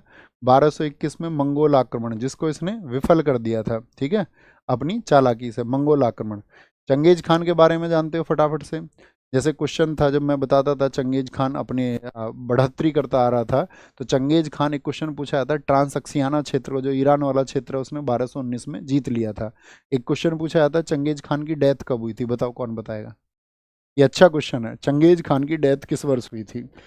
तो इसके शासनकाल के दौर की बात है वे सब, तो ये हमको पता होना चाहिए। भारत की भौगोलिक अवस्थिति आप पढ़ोगे, कौन कौन से बिंदु हैं, कौन कौन सी रेखाएं कहाँ से निकलती हैं, ये सब हम सब लोगों को पता होना चाहिए। बहुत बढ़िया। बोलेंगे भारत अवस्थित है। पहली बार इस एसएससी चैनल पर 50,000 से ज़्यादा आप लोग इस कक्षा को देख रहे हैं, तो ये बहुत खुशी की बात है। आप सबको बहुत शुभकामनाएं, बहुत धन्यवाद उतने प्यार के लिए, ठीक है। दिल्ली पुलिस के लिए अपना प्यार विशेष रहा है। पिछली लगभग 4 भर्तियों के लिए हमने पढ़ाया, उससे पहले ऑफलाइन भी पढ़ाया। हमेशा बहुत अच्छे रिजल्ट्स रहे। उम्मीद करूंगा आप भी इस बार बहुत अच्छे रिजल्ट्स देंगे, क्योंकि पिछले कई महीनों से आप लगातार तैयारी कर रहे थे बैच के माध्यम से। यकीन 1.0, यकीन 2.0 में आप रिवीजन कर रहे थे बहुत सारा, ठीक है। नायक बैच से बहुत सारे साथियों ने पढ़ा होगा, उसके अलावा भी आपने कहीं से पढ़ा होगा, पिछली क्लासेस से, बुक से। तो आप लोगों ने बहुत मेहनत की है, और वो मेहनत को अब आप लोग, ये डरना मत कोई भी एग्जाम से कि भैया परीक्षा आ चुकी है तो अब डरना है। तो आप उस ब्रेव की तरह कि हमने युद्ध स्थल के लिए तैयारी की थी, अब हमको डरना नहीं है, और युद्ध स्थल में हम अपने कौशल को दिखाएंगे। अब वो बारी आ चुकी है, तो वो एक अंदर एनर्जी आनी चाहिए कि हाँ यार हम पढ़ इसीलिए तो रहे थे। कई साथी क्या करते हैं, वो ये सोच रहे थे पेपर आ गया, पेपर आ गया, अब क्या करूँ क्या करूँ, तो वो एग्जाम हॉल में जाके डिस्टर्ब हो जाते हैं फिर। अगर आप ये सोचोगे तो आपको क्या सोचना है हर रोज़ कि हाँ यार इसी के लिए तो पढ़ रहे थे, अगर अच्छा कुछ नहीं हुआ तो कोई बात नहीं है, नेक्स्ट टाइम देंगे। तो वो एक एनर्जी यदि आपके ऊपर रहेगी तो आप हॉल में डिस्टर्ब नहीं होंगे, नहीं तो अच्छे अच्छे बच्चे का पेपर बिगड़ जाता है। तो आज से इस माहौल में आप रहेंगे, थम्स अप करिए, हाँ भैया हम परफॉर्म करके आएंगे, अच्छा जैसे भी होगा वैसे करके आएंगे। ओके, तो भारत अवस्थित कहाँ पर है? तो भारत है 8 डिग्री 4 मिनट उत्तरी से लेकर 37 डिग्री 6 मिनट उत्तरी। तो ये तो इसके नॉर्दर्न लैटिट्यूड्स हैं। और आपका इधर आपका ईस्ट की तरफ देशांतर में जो लॉन्गिट्यूड्स हैं वो 68 डिग्री से 97 डिग्री, ये आपका साथी लॉन्गिट्यूड्स हैं। तो एकदम से ऑप्शन सी सही हो जाएगा। भारत आप सबको पता होना चाहिए, आकृति कैसी है हमारी, चतुष्कोणीय है, उत्तरी गोलार्ध में हम स्थित हैं। तो ये टॉपिक आज आप पढ़ोगे, ठीक है, ज्योग्राफिकल लोकेशंस, क्योंकि ये सब बताने की जरूरत नहीं होनी चाहिए आपका। जैसे ये आंसर करो फटाफट से, भारत का सुदूरस्थ जो आपका दक्षिणी बिंदु है, तो दक्षिणी बिंदु कौन सा है? वो है इंदिरा पॉइंट, इंदिरा पॉइंट। उत्तरी बिंदु कौन सा है बताओ फटाफट से? उत्तरी वो है आपका कहाँ पर होगा? उत्तरी हो जाएगा हमारा जम्मू कश्मीर में इंदिरा कॉल, यानी कि लद्दाख में होगा। अब तो इंदिरा कॉल हो जाएगा उत्तरी, यानी कि नॉर्दर्न। पूर्वी बताना, जो साथी आपका ईस्टर्न होगा, तो पूर्वी बिंदु कौन सा होगा? वो किबीथू होगा। कौन सा होगा? किबीथू होगा। किबीथू कहाँ पर है? आपका अरुणाचल में है। कहाँ पर है? अरुणाचल प्रदेश में है आपका किबीथू। कहाँ पर? अरुणाचल प्रदेश में। अगर मैं आपसे पूछूं पश्चिमी कहाँ पर होगा? पश्चिमी, तो पश्चिमी की अगर हम बात करते हैं तो वो गुहार मोती है। कहाँ पर है? गुहार मोती, आपका गुहार मोती वो आपका साथी कहाँ पर होगा? गुजरात में हो जाएगा। कहाँ पर होगा? गुजरात में होगा, गुजरात में होगा, ठीक है। और अगर मैं बात करूं आपसे इंदिरा पॉइंट, ये कहाँ पर है? तो ये अंडमान और निकोबार में है। कहाँ पर है? अंडमान और निकोबार में। तो ये कॉमन पॉइंट्स हैं। ये सब कर्क रेखा कहाँ से गुजरती है, जीएमटी और हमारे बीच में कितना अंतर है, ये कॉमन पॉइंट्स मैं उम्मीद आपसे करूंगा कि ये सब आप परीक्षा के चरम पे पहुंच चुके हैं, ये आप जानते हैं। निम्नलिखित में से कौन सा स्थान भारत का ग्रीनविच कहा जाता है? ग्रीनविच, तो जितने भी रेखाएं हैं उनसे संबंधित आप आज रिवीजन एक बार करेंगे। रोहतक, अवंती, उज्जैन और कुरुक्षेत्र किसको कहा जाता है भैया? उज्जैन को कहा जाता है ग्रीनविच, ठीक है। और जीएमटी से कितना आगे है? हम बोलेंगे जीएमटी से जो साथी इंडिया है वो कितना आगे है? तो आप बोलेंगे भैया 5.5 घंटे आगे है। 5.5 घंटे, 5.5 घंटे हम आगे हैं इससे, 5.5 घंटे। जो हमारे यहाँ पर आपका एक देशांतर जो लॉन्गिट्यूड है वो कितनी देर का होता है? सब जगह एक देशांतर होता है आपका 4 मिनट का, 4 मिनट का। और इंडिया की अगर हम बात करते हैं, इंडिया की हम बात करते हैं 82.5 डिग्री, ठीक है, 30 मिनट पर जो हमारा ईस्टर्न लॉन्गिट्यूड है, जो पूर्वी देशांतर है, पूर्वी देशांतर है, उसी को हम क्या कहते हैं? उसी को हम बोलते हैं प्रधान मध्याह्न रेखा। क्या बोलते हैं उसको? प्रधान मध्याह्न रेखा उसको हम कहते हैं। और प्रधान मध्याह्न रेखा ये कितने राज्यों से होकर गुजरती है? जो इंडिया का टाइम है, Indian standard time, IST, Indian standard time, भारतीय जो साथी आपका प्रधान मध्याह्न रेखा है वो कितने राज्यों से गुजरती है? 5 राज्यों से, 5 राज्यों से। क्या बोलते हैं उसको? यूपी में छाता उड़ा। क्या बोलते हैं उसको? यूपी में नहीं, हाँ यूपी में नहीं, छाती में, अच्छा सॉरी, यूपी में नहीं, वो अरे यार कुछ बनती थी ना उसकी ट्रिक, मैं भूल गया अभी। पहला आंधी में, आंधी में क्या बोलोगे? आंध्र प्रदेश से बनती है, आंध्र प्रदेश, ठीक है, उसको बोलते थे आंधी में छाता उड़ा। आंधी में मध्य प्रदेश, आंध्र प्रदेश, मध्य प्रदेश, छत्तीसगढ़, उत्तर प्रदेश, छत्तीसगढ़ से फिर आपका मध्य प्रदेश के मध्य प्रदेश आता था, और फिर आता है उसमें उड़ीसा। तो आंधी में क्या बोलते थे? आंधी में छाता उड़ा, आंधी, आंधी में छाता, छाता छत्तीसगढ़ हो जाता था, उड़ा, ठीक है, आंधी में। तो क्या बोलेंगे? 5 राज्यों से होकर के गुजरती है। कितने राज्यों से? 5 राज्यों से होकर के गुजरती है। नेक्स्ट, निम्नलिखित राज्यों को उनके क्षेत्रीय आकार के अवरोही क्रम में व्यवस्थित कीजिए। अवरोही क्रम बोल समझते हैं ना, डिसेंडिंग ऑर्डर, घटता हुआ क्रम, यानी कि सबसे बड़ा देखना है आपको। तो जो सबसे बड़ा होगा वो कौन सा है आपका? क्षेत्रीय आकार, आकार के हिसाब से लगाना है। तो आकार के हिसाब से सबसे बड़ा कौन सा हो जाएगा इसमें से? राजस्थान सबसे बड़ा हो जाएगा, फिर मध्य प्रदेश है, फिर आपका महाराष्ट्र है, और फिर यूपी, यूपी चौथे पर आता है, उत्तर प्रदेश। तो क्या बोलेंगे? ये ऑप्शन बी एकदम से सही हो जाएगा, ऑप्शन बी। अच्छा मुझे बताओ आकार की दृष्टि में 5वां राज्य कौन सा है? कौन बता सकता है बच्चा? भाई 5वां राज्य कौन सा? पहला तो हो गया आपका राजस्थान, फिर मध्य प्रदेश हो गया, फिर महाराष्ट्र हो गया, फिर यूपी हो गया। 5वां राज्य कौन बताएगा? तो 5वां राज्य होगा आपका गुजरात, गुजरात। जनसंख्या की दृष्टि से अगर हम बात करें, पॉपुलेशन की दृष्टि से, पॉपुलेशन अर्थात जनसंख्या के आधार पर हम बात करें, जनसंख्या के आधार पर, जनसंख्या के आधार पर सबसे बड़ा कौन सा हो जाएगा? तो जनसंख्या के आधार पर जनसंख्या सबसे ज़्यादा है आपका यूपी में, फिर महाराष्ट्र में है, फिर बिहार में है, फिर आपका वेस्ट बंगाल में है, और वेस्ट बंगाल के बाद में आपका एमपी में है। पॉपुलेशन की बात यदि हम करें, सबसे कम कहाँ पर है? सबसे कम जनसंख्या बताओ भैया, सबसे कम जो पॉपुलेशन है, सबसे कम कहाँ पर है? वो आपका सिक्किम में है। कहाँ पर है? सिक्किम में सबसे कम है। सिक्किम के बाद में फिर दूसरा नंबर आता है आपका मिजोरम का, ठीक है। अगर मैं क्षेत्रफल की बात करूं तो क्षेत्रफल में सबसे छोटा कौन है बताओगे फटाफट से? क्षेत्रफल सबसे कम किसका है? दो बता दो, कोई दो। क्षेत्रफल सबसे कम, दूसरा सबसे कम बताओ तुम। पहला तो सब याद रखते हैं। क्षेत्रफल सबसे कम जो है 3702 किलोमीटर आता है आपका गोवा का, ठीक है। कौन सा है? आपका गोवा आता है भाई, क्षेत्रफल में सबसे कम होता है वो। और गोवा के बाद में आपका सिक्किम आ जाता है। क्या आ जाता है? सिक्किम आ जाता है, सिक्किम। ये बहुत इंपॉर्टेंट है, इनके क्षेत्रफल पूछे जाते हैं। इसका 3702 है और इसका है 7096 वर्ग किलोमीटर, ठीक है। दोनों के पूछे जाते हैं। गोवा का तो मतलब सैकड़ों बार अलग अलग एग्जाम में पूछा गया है कि भाई सबसे छोटा है तो कितना क्षेत्रफल होगा। अब जैसे राजस्थान है, सबसे बड़ा है, तो राजस्थान का क्षेत्रफल कौन बताएगा फटाफट से? तो राजस्थान का 3,42,239 है। कितना है? 3,42,239 किलोमीटर स्क्वायर है। क्योंकि जो सबसे बड़ा, छोटा, लंबा, ऊंचा हो, ये हमको पता ही होना चाहिए। अब मैं आपसे पूछूं कि अब ये तो बात हुई स्टेट की, राज्यों की। अगर मैं आपसे पूछूं यूनियन टेरिटरीज यानी कि केंद्र शासित प्रदेशों में सबसे बड़ा क्षेत्रफल किसका है? सबसे बड़ा क्षेत्रफल बताओ केंद्र शासित प्रदेशों में। तो आप कहेंगे भैया केंद्र शासित प्रदेशों में लक्षद्वीप तो छोटा हो गया। सबसे बड़ा लद्दाख, लद्दाख। केंद्र शासित प्रदेशों में मैं पूछ लूँ सबसे ज़्यादा जनसंख्या किसकी है, जनसंख्या घनत्व, तो वो दिल्ली हो जाएगा, ठीक है। इस तरह के कॉमन क्वेश्चंस परीक्षा में बहुत पूछे जाते हैं। रेड क्लिफ लाइन किसके बीच में है? आज इंडिया की जो बॉर्डरिंग कंट्रीज से संबंधित आपको एक बार सीमावर्ती देश को पढ़ना है। ये 5-5, 10-10 मिनट्स के टॉपिक हैं। देखो, एक अच्छा छात्र वो है, आपके एग्जाम में जीएस कितनी आएगी? 50% आएगी कि नहीं आएगी? अब आप आज भी अंतिम दिनों में अगर 4 घंटे मैथ पढ़ रहे हो और जीएस आप 1 घंटा पढ़ रहे हो, तो स्कोर क्या मैथ में अच्छा आएगा ना? हाँ। तो हमेशा मैं आपको गाइड करता रहा हूँ। टॉपिक्स के लिए मैं आपको पहले ही गाइड कर चुका था, आपको याद होगा लास्ट दिसंबर 2024 में मैंने वीडियो बनाई थी। 24 दिसंबर 2024 में, 24 नहीं 28 को बनाई थी, 28 दिसंबर को, 28 दिसंबर 2024 की वीडियो थी। उसमें मैंने टॉपिक्स के लिए गाइड किया था लास्ट ईयर, दिल्ली पुलिस के लिए ये पढ़ना अगले साल तक, ठीक है। लास्ट दिसंबर में ही बनाई थी। बोलो जी, रेड क्लिफ लाइन सीमा निर्धारित करती है किस किस के बीच में? भारत और पाकिस्तान के बीच में। क्या बोलते हैं इस लाइन को? इसको बोलते हैं LOC, लाइन ऑफ कंट्रोल। और भारत और चीन के बीच में जो उसको क्या बोलते हैं? लाइन ऑफ एक्चुअल कंट्रोल, या LAC भी उसको कहते हैं। जो कि शिमला समझौता हुआ था 1972, उसके बाद उसको क्या कर देंगे? पक्का कर लिया गया था। अच्छा मुझे बताओ, भारत और चीन के बीच में कौन सी है?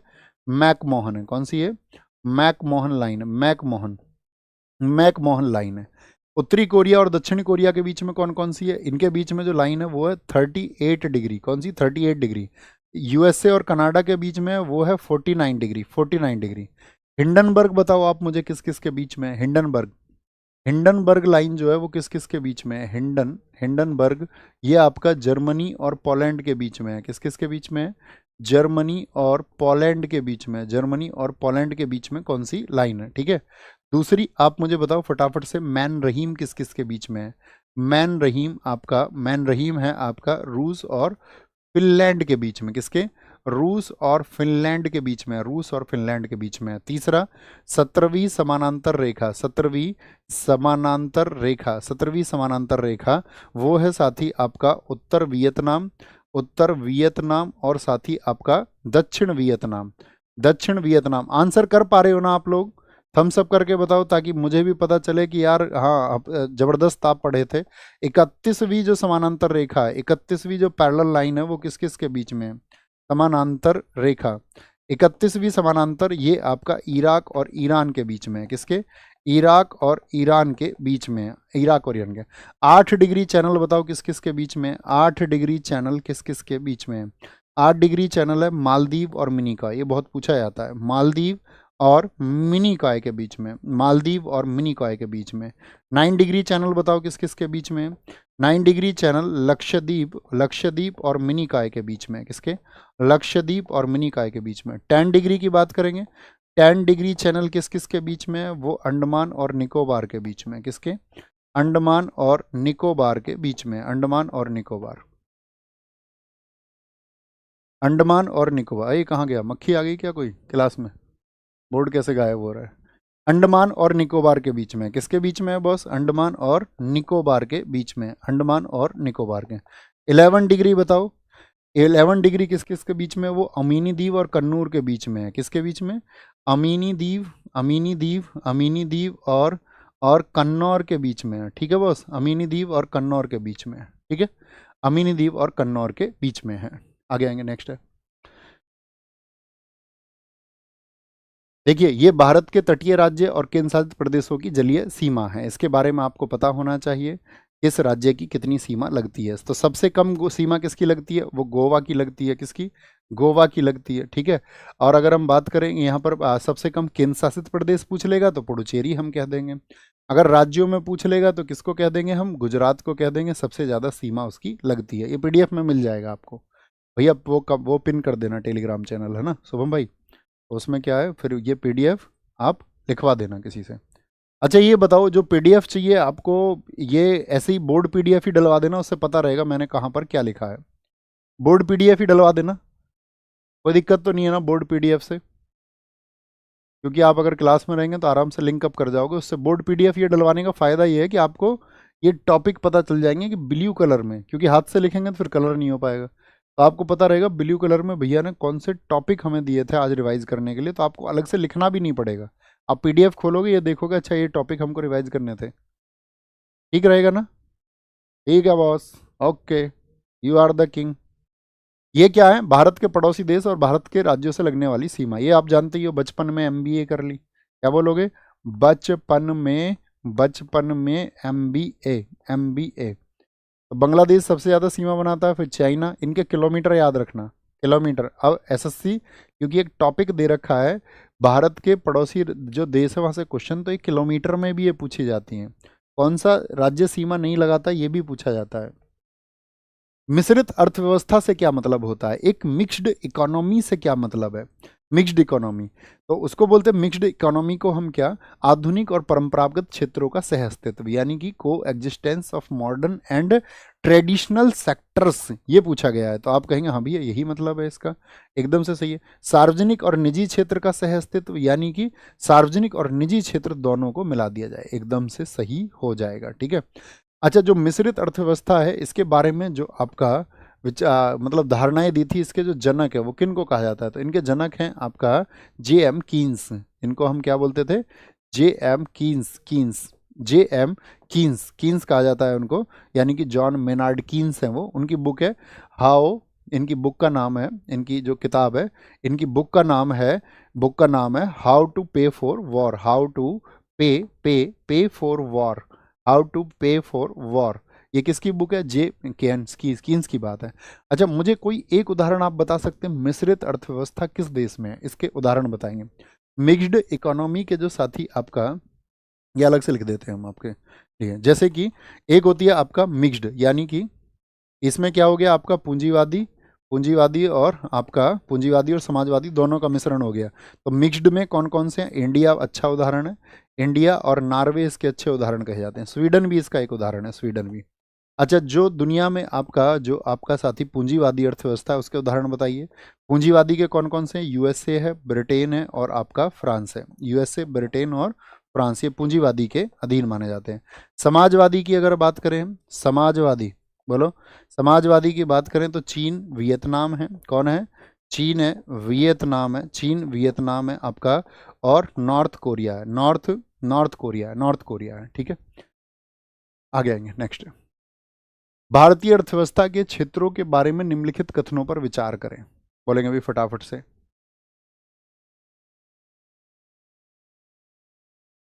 सर क्वेश्चन नंबर 20 में एमपी लिख गया है, क्या लिख गया है एमपी 2 बार, क्वेश्चन नंबर 20 में ऐसा कुछ हो गया है।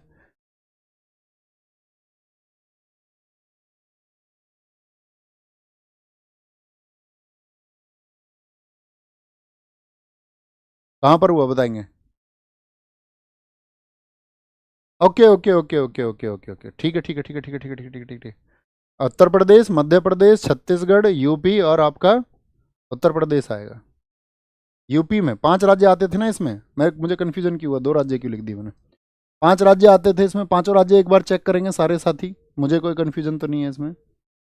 इसमें बोलते थे छत्तीसगढ़ आंधी में उड़ी, ठीक है ना।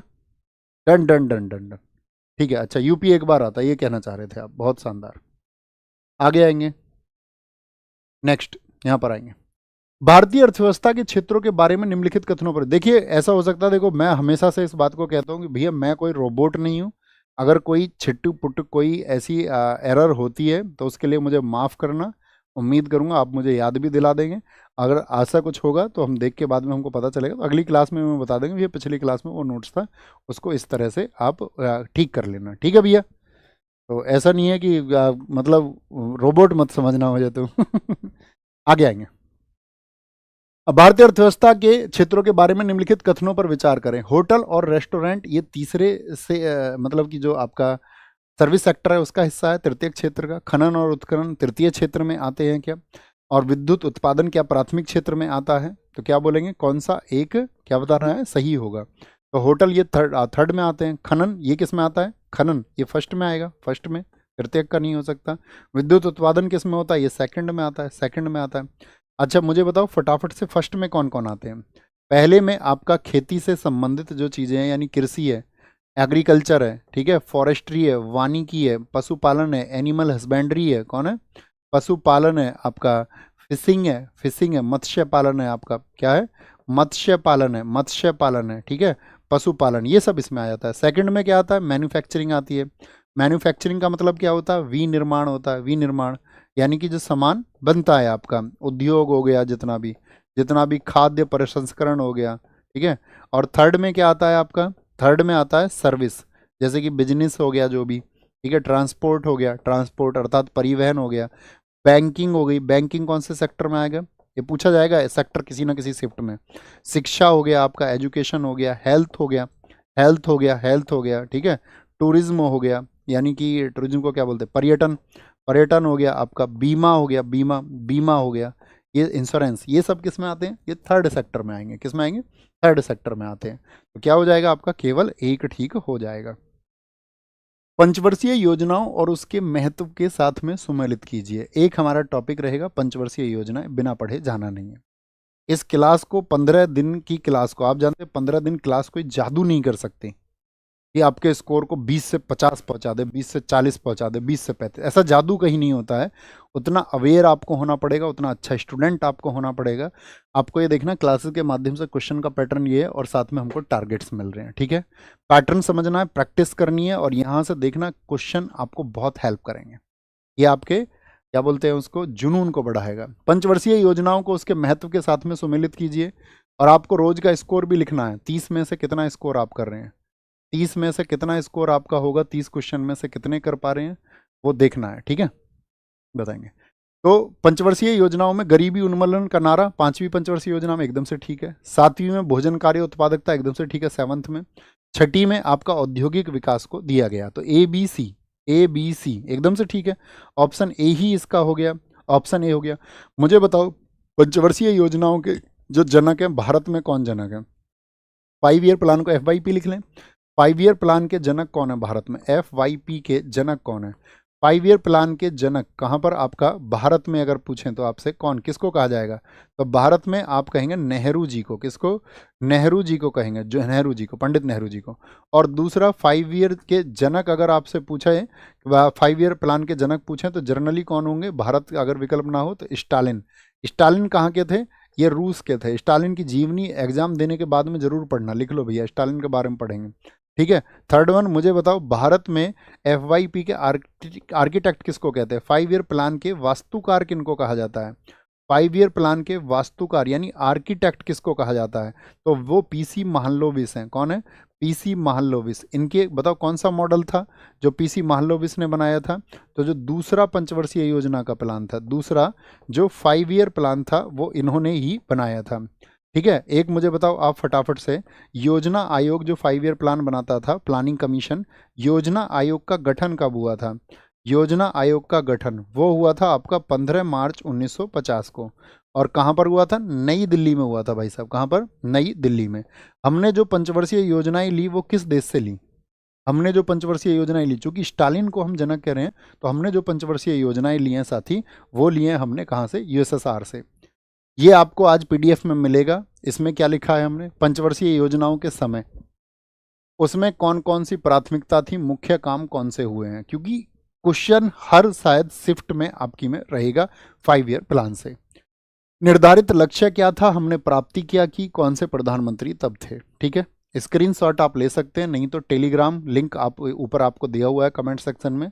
जब वीडियो बाद में ख़त्म हो जाए, कहीं भी वीडियो पर क्लिक कर लेना, इस कमेंट पे जाना, वहाँ ज्वाइन करना, क्लास के तुरंत बाद पीडीएफ मिल जाया करेगी। ठीक है, वार्षिक योजनाएं ये आपका सारी लिखी हुई हैं। तो टोटल अंतिम जो हमारी योजना थी वो कब तक चली थी, 2012 से 2017। क्या 17 पूरा ये कर पाई थी, आप कहेंगे नहीं। 1 जनवरी 2015 को ही हम क्या ले आए थे, नीति आयोग ले आए थे। नीति, नीति का फुल फॉर्म सारे लोग बताएं फटाफट से, मनी मन में बोलिए, national institute for transforming India. क्या बोलेंगे, national institute for transforming India. तो क्या बोलेंगे, भारतीय राष्ट्रीय परिवर्तन संस्थान इसको हम कहते हैं। तो ये कब आ गया था, 1 जनवरी 2015। किसकी जगह आया था ये, योजना आयोग की जगह आ गया था। किसकी जगह, योजना आयोग की जगह ये आ गया था नीति। आगे आएंगे, निम्नलिखित आरबीआई गवर्नरों को उनके कार्यकाल के सही कालानुक्रमिक क्रम में व्यवस्थित करें, प्रारंभ से लेकर के अंतिम तक। प्रारंभ से लेकर के अंतिम तक, यानी सबसे पहले कौन थे। तो ये तो बहुत पुराने हैं, वाई वी रेड्डी, इनके बारे में तो सब जानते हैं। दीप सुब्बा राव, अभी नोट पे हमने साइन देखे, परफेक्ट। ये उर्जित पटेल हम जानते हैं, उर्जित पटेल आपका 2016 से 18 के दौरान रहे। बहुत क्वेश्चन पूछा जाता है, भारत में जब जीएसटी हुई, जब आपका नोटबंदी हुई, तो भारत में रिजर्व बैंक ऑफ इंडिया के गवर्नर कौन थे, तो उर्जित पटेल थे। कौन थे, उर्जित पटेल।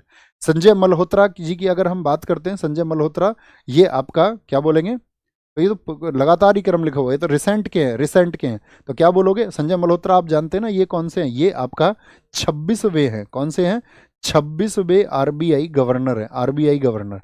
तो यानी कि सबसे लास्ट में तो यही आएंगे, सबसे लास्ट में यही आएंगे, और इनसे पहले उर्जित पटेल थे, ये इनसे पुराने हैं सब लोग।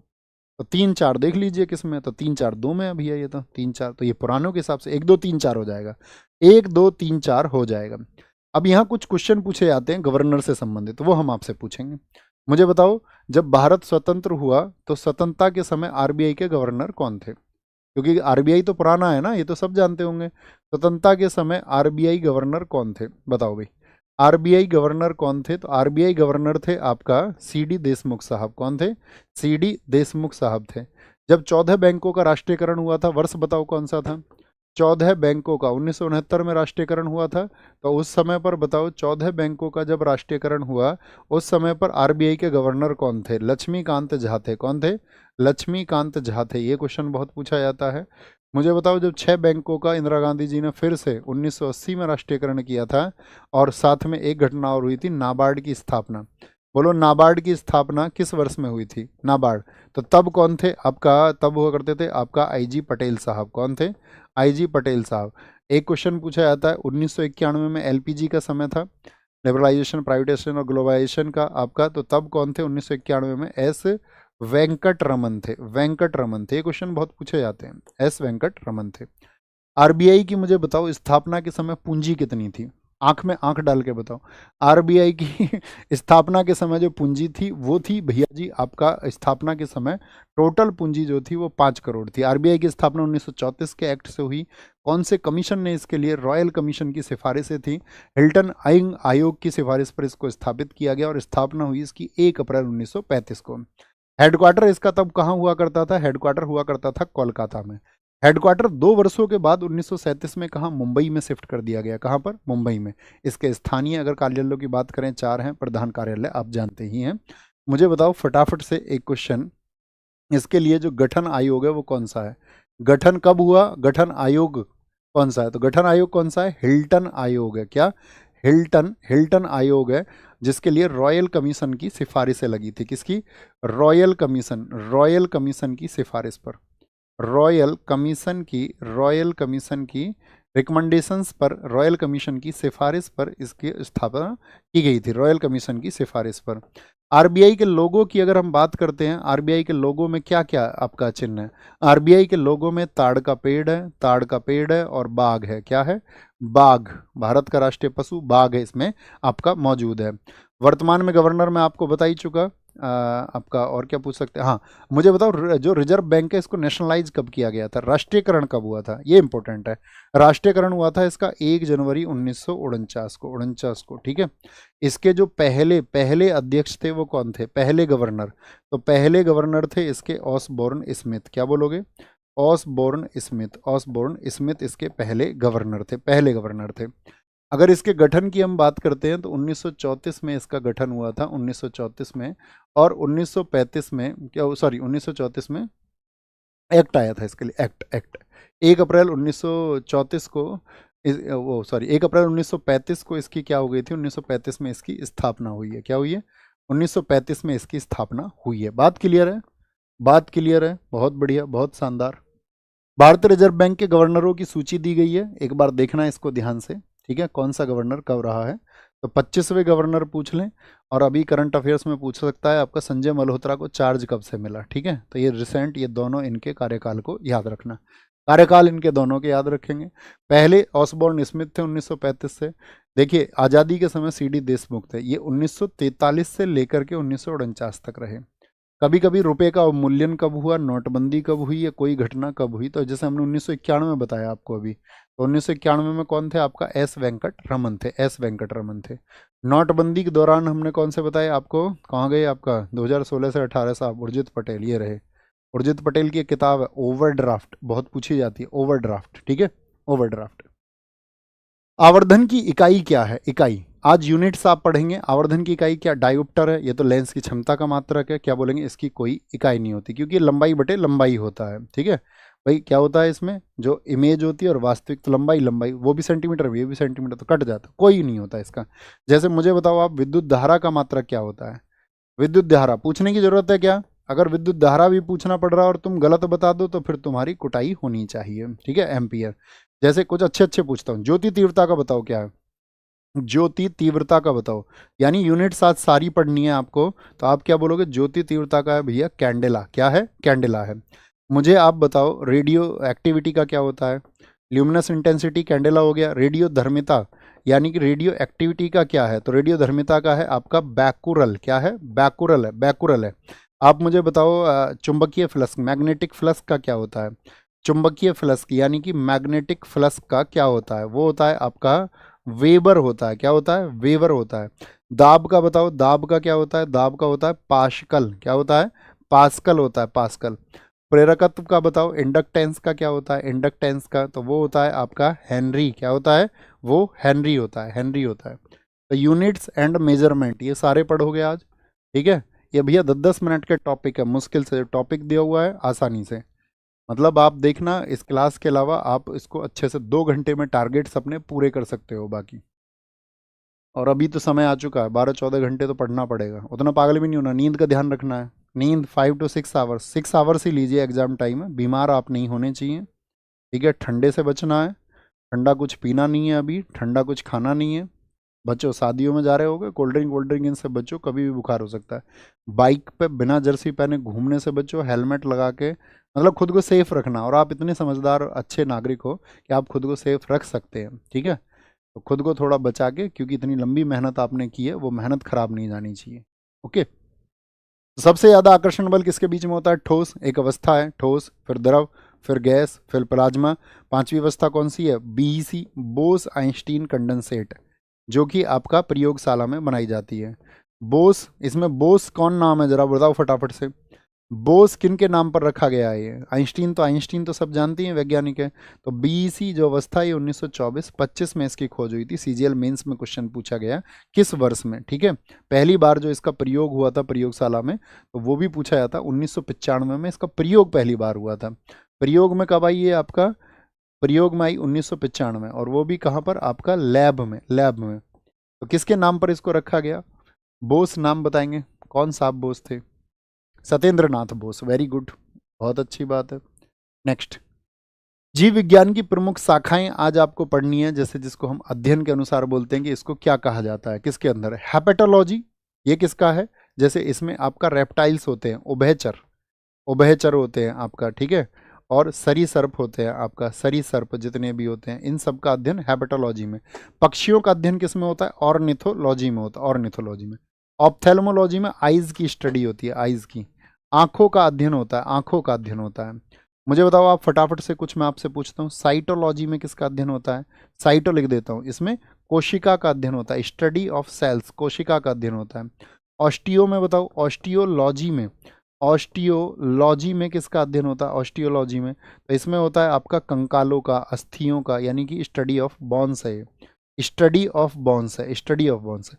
हेमेटोलॉजी में किसका अध्ययन होता है? हेमेटोलॉजी में बताएंगे, हेमेटोलॉजी में किसका अध्ययन होता है? तो हेमेटोलॉजी में आपका अध्ययन होता है रक्त का, रक्त का। एंटामोलॉजी में बोलेंगे, एंटोमोलॉजी में आपका किसका अध्ययन होता है? एंटोमोलॉजी, तो इसमें होता है आपका एंटोमोलॉजी में कीटों का अध्ययन होता है, किसका? कीटों का अध्ययन होता है। अर्कनोलॉजी में बताइए किसका अध्ययन होता है? अर्कनोलॉजी, अर्कनोलॉजी होती है आपका मकड़ियों के अध्ययन से, मकड़ियों के अध्ययन से, ठीक है।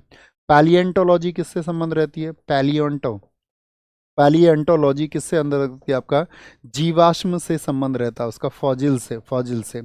ऑन्कोलॉजी संबंध किससे है? ऑन्को, क्या बोलेंगे? ऑन्कोलॉजी किससे संबंध रखती है? वो कैंसर से, कैंसर से।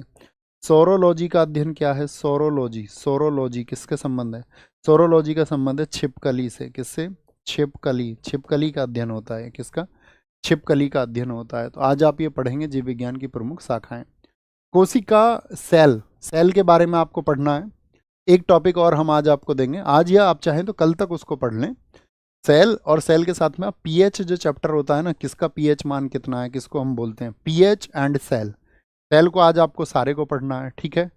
और यही उम्मीद के साथ में आऊँगा कल जब मैं आपसे पूछूंगा यहाँ खड़े होकर के, तो आप ये कहेंगे कि भैया हम जो टॉपिक्स आपने दिए थे उसमें हम लगभग 70-80% पढ़ चुके हैं। कोशिश 100% की करना उन टॉपिक्स को पढ़ने की।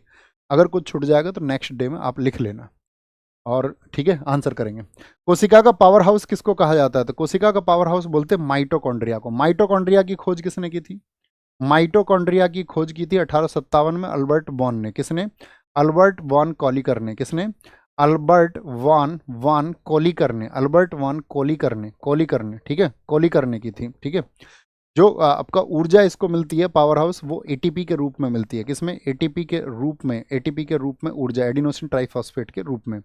मुझे बताएं आप, रक्त का पावर हाउस किसको बोला जाता है? ब्लड का पावर हाउस, रक्त का जो पावर हाउस है वो किसको कहा जाता है? ब्लड का जो पावर हाउस है वो हार्ट होता है। क्या होता है? हार्ट होता है, हृदय होता है, हृदय। कोशिका की जो साथी आपकी सुसाइडल बैग होता है वो क्या होता है? कोशिका की आत्महत्या जो आत्मघाती थैली है वो किसको कहा जाता है? कोशिका की आत्मघाती थैली, कोशिका की आत्मघाती थैली बोलेंगे अभी फटाफट से। आत्मघाती थैली किसको कहा जाता है? जहां कोशिकाएं मर जाती हैं स्वयं, तो क्या बोलेंगे इसको? आप इसको बोलते हैं लाइसोसोम। क्या बोला जाता है इसको? लाइसोसोम कहा जाता है। कोशिका का, मुझे बताओ कोशिका का मास्टर क्या होता है? कोशिका का मास्टर क्या होता है? कोशिका का मास्टर क्या होता है? तो ये होता है आपका न्यूक्लियस, अर्थात नाभिक होता है, नाभिक होता है, ठीक है। मुझे बताओ प्रोटीन का जो मैनेजर होता है वो कौन होता है? वो ट्रैफिक मैनेजर।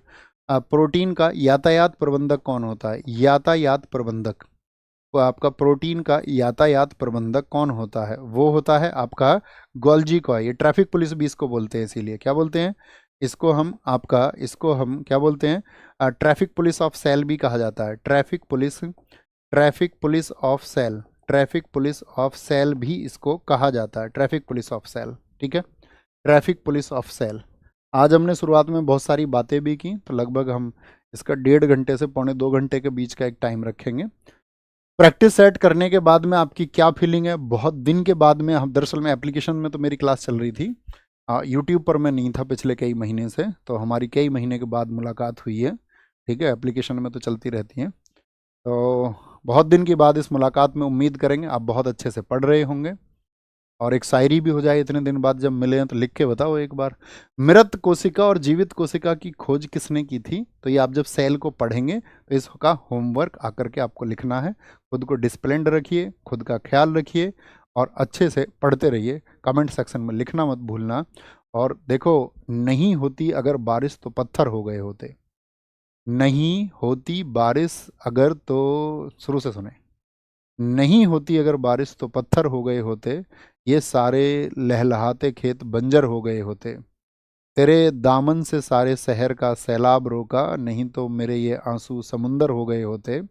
अगर आदाब हम भी कर लेते तो गद्दी मिल गई होती। अगर आदाब हम भी कर लेते तो गद्दी मिल गई होती।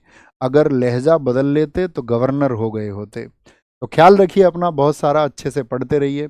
आप सबके सपने पूरे हों, आप सब ने जो कुछ सोचा है, जो कुछ सीखा है, आप उसके प्रति ईमानदार रहें, इस देश के प्रति ईमानदार रहें। और आप सोचें कि एक इंसान बन के आप कैसे चीज़ों को सोच सकते हैं, कैसे समझ सकते हैं। दुनिया की सारी मान्यताएं और प्रथाएं जो आपके ऊपर थोपी गई हैं उससे परे होकर सोचा करो। थोड़ा इंडिपेंडेंट होकर स्वतंत्र विचार के व्यक्ति बनो, ठीक है। और खुद को इंसान बनाओ, दूसरे सामने वाले व्यक्ति को भी इंसान बन के महसूस करो। और जब वो मानवता इतनी प्रगाढ़ हो जाएगी तो हम एक बेहतरीन दुनिया बनाएंगे। इस प्रकृति को हमें बचाना है। रोज़ पेड़ में लगा रहा हूँ, रोज़ पेड़ में लगवा रहा हूँ, ठीक है। वो भी हमारी ड्यूटी बनती है। मतलब बहुत सारी ड्यूटी है, ज़िंदगी बहुत थोड़ी है, बहुत सारे काम करने हैं। उम्मीद करेंगे एक दिन आप सफल होंगे, हमारी आपकी मुलाकात होगी, और एक दिन हम भी सफल होंगे, हमारी आपकी मुलाकात होगी। तो अपना आप ख्याल रखिए, बहुत सारा बहुत अच्छे से पढ़ते रहिए। घर सबको नमस्ते बोलना। Thank you. जय हिंद, जय भारत, नमस्ते, टेक केयर।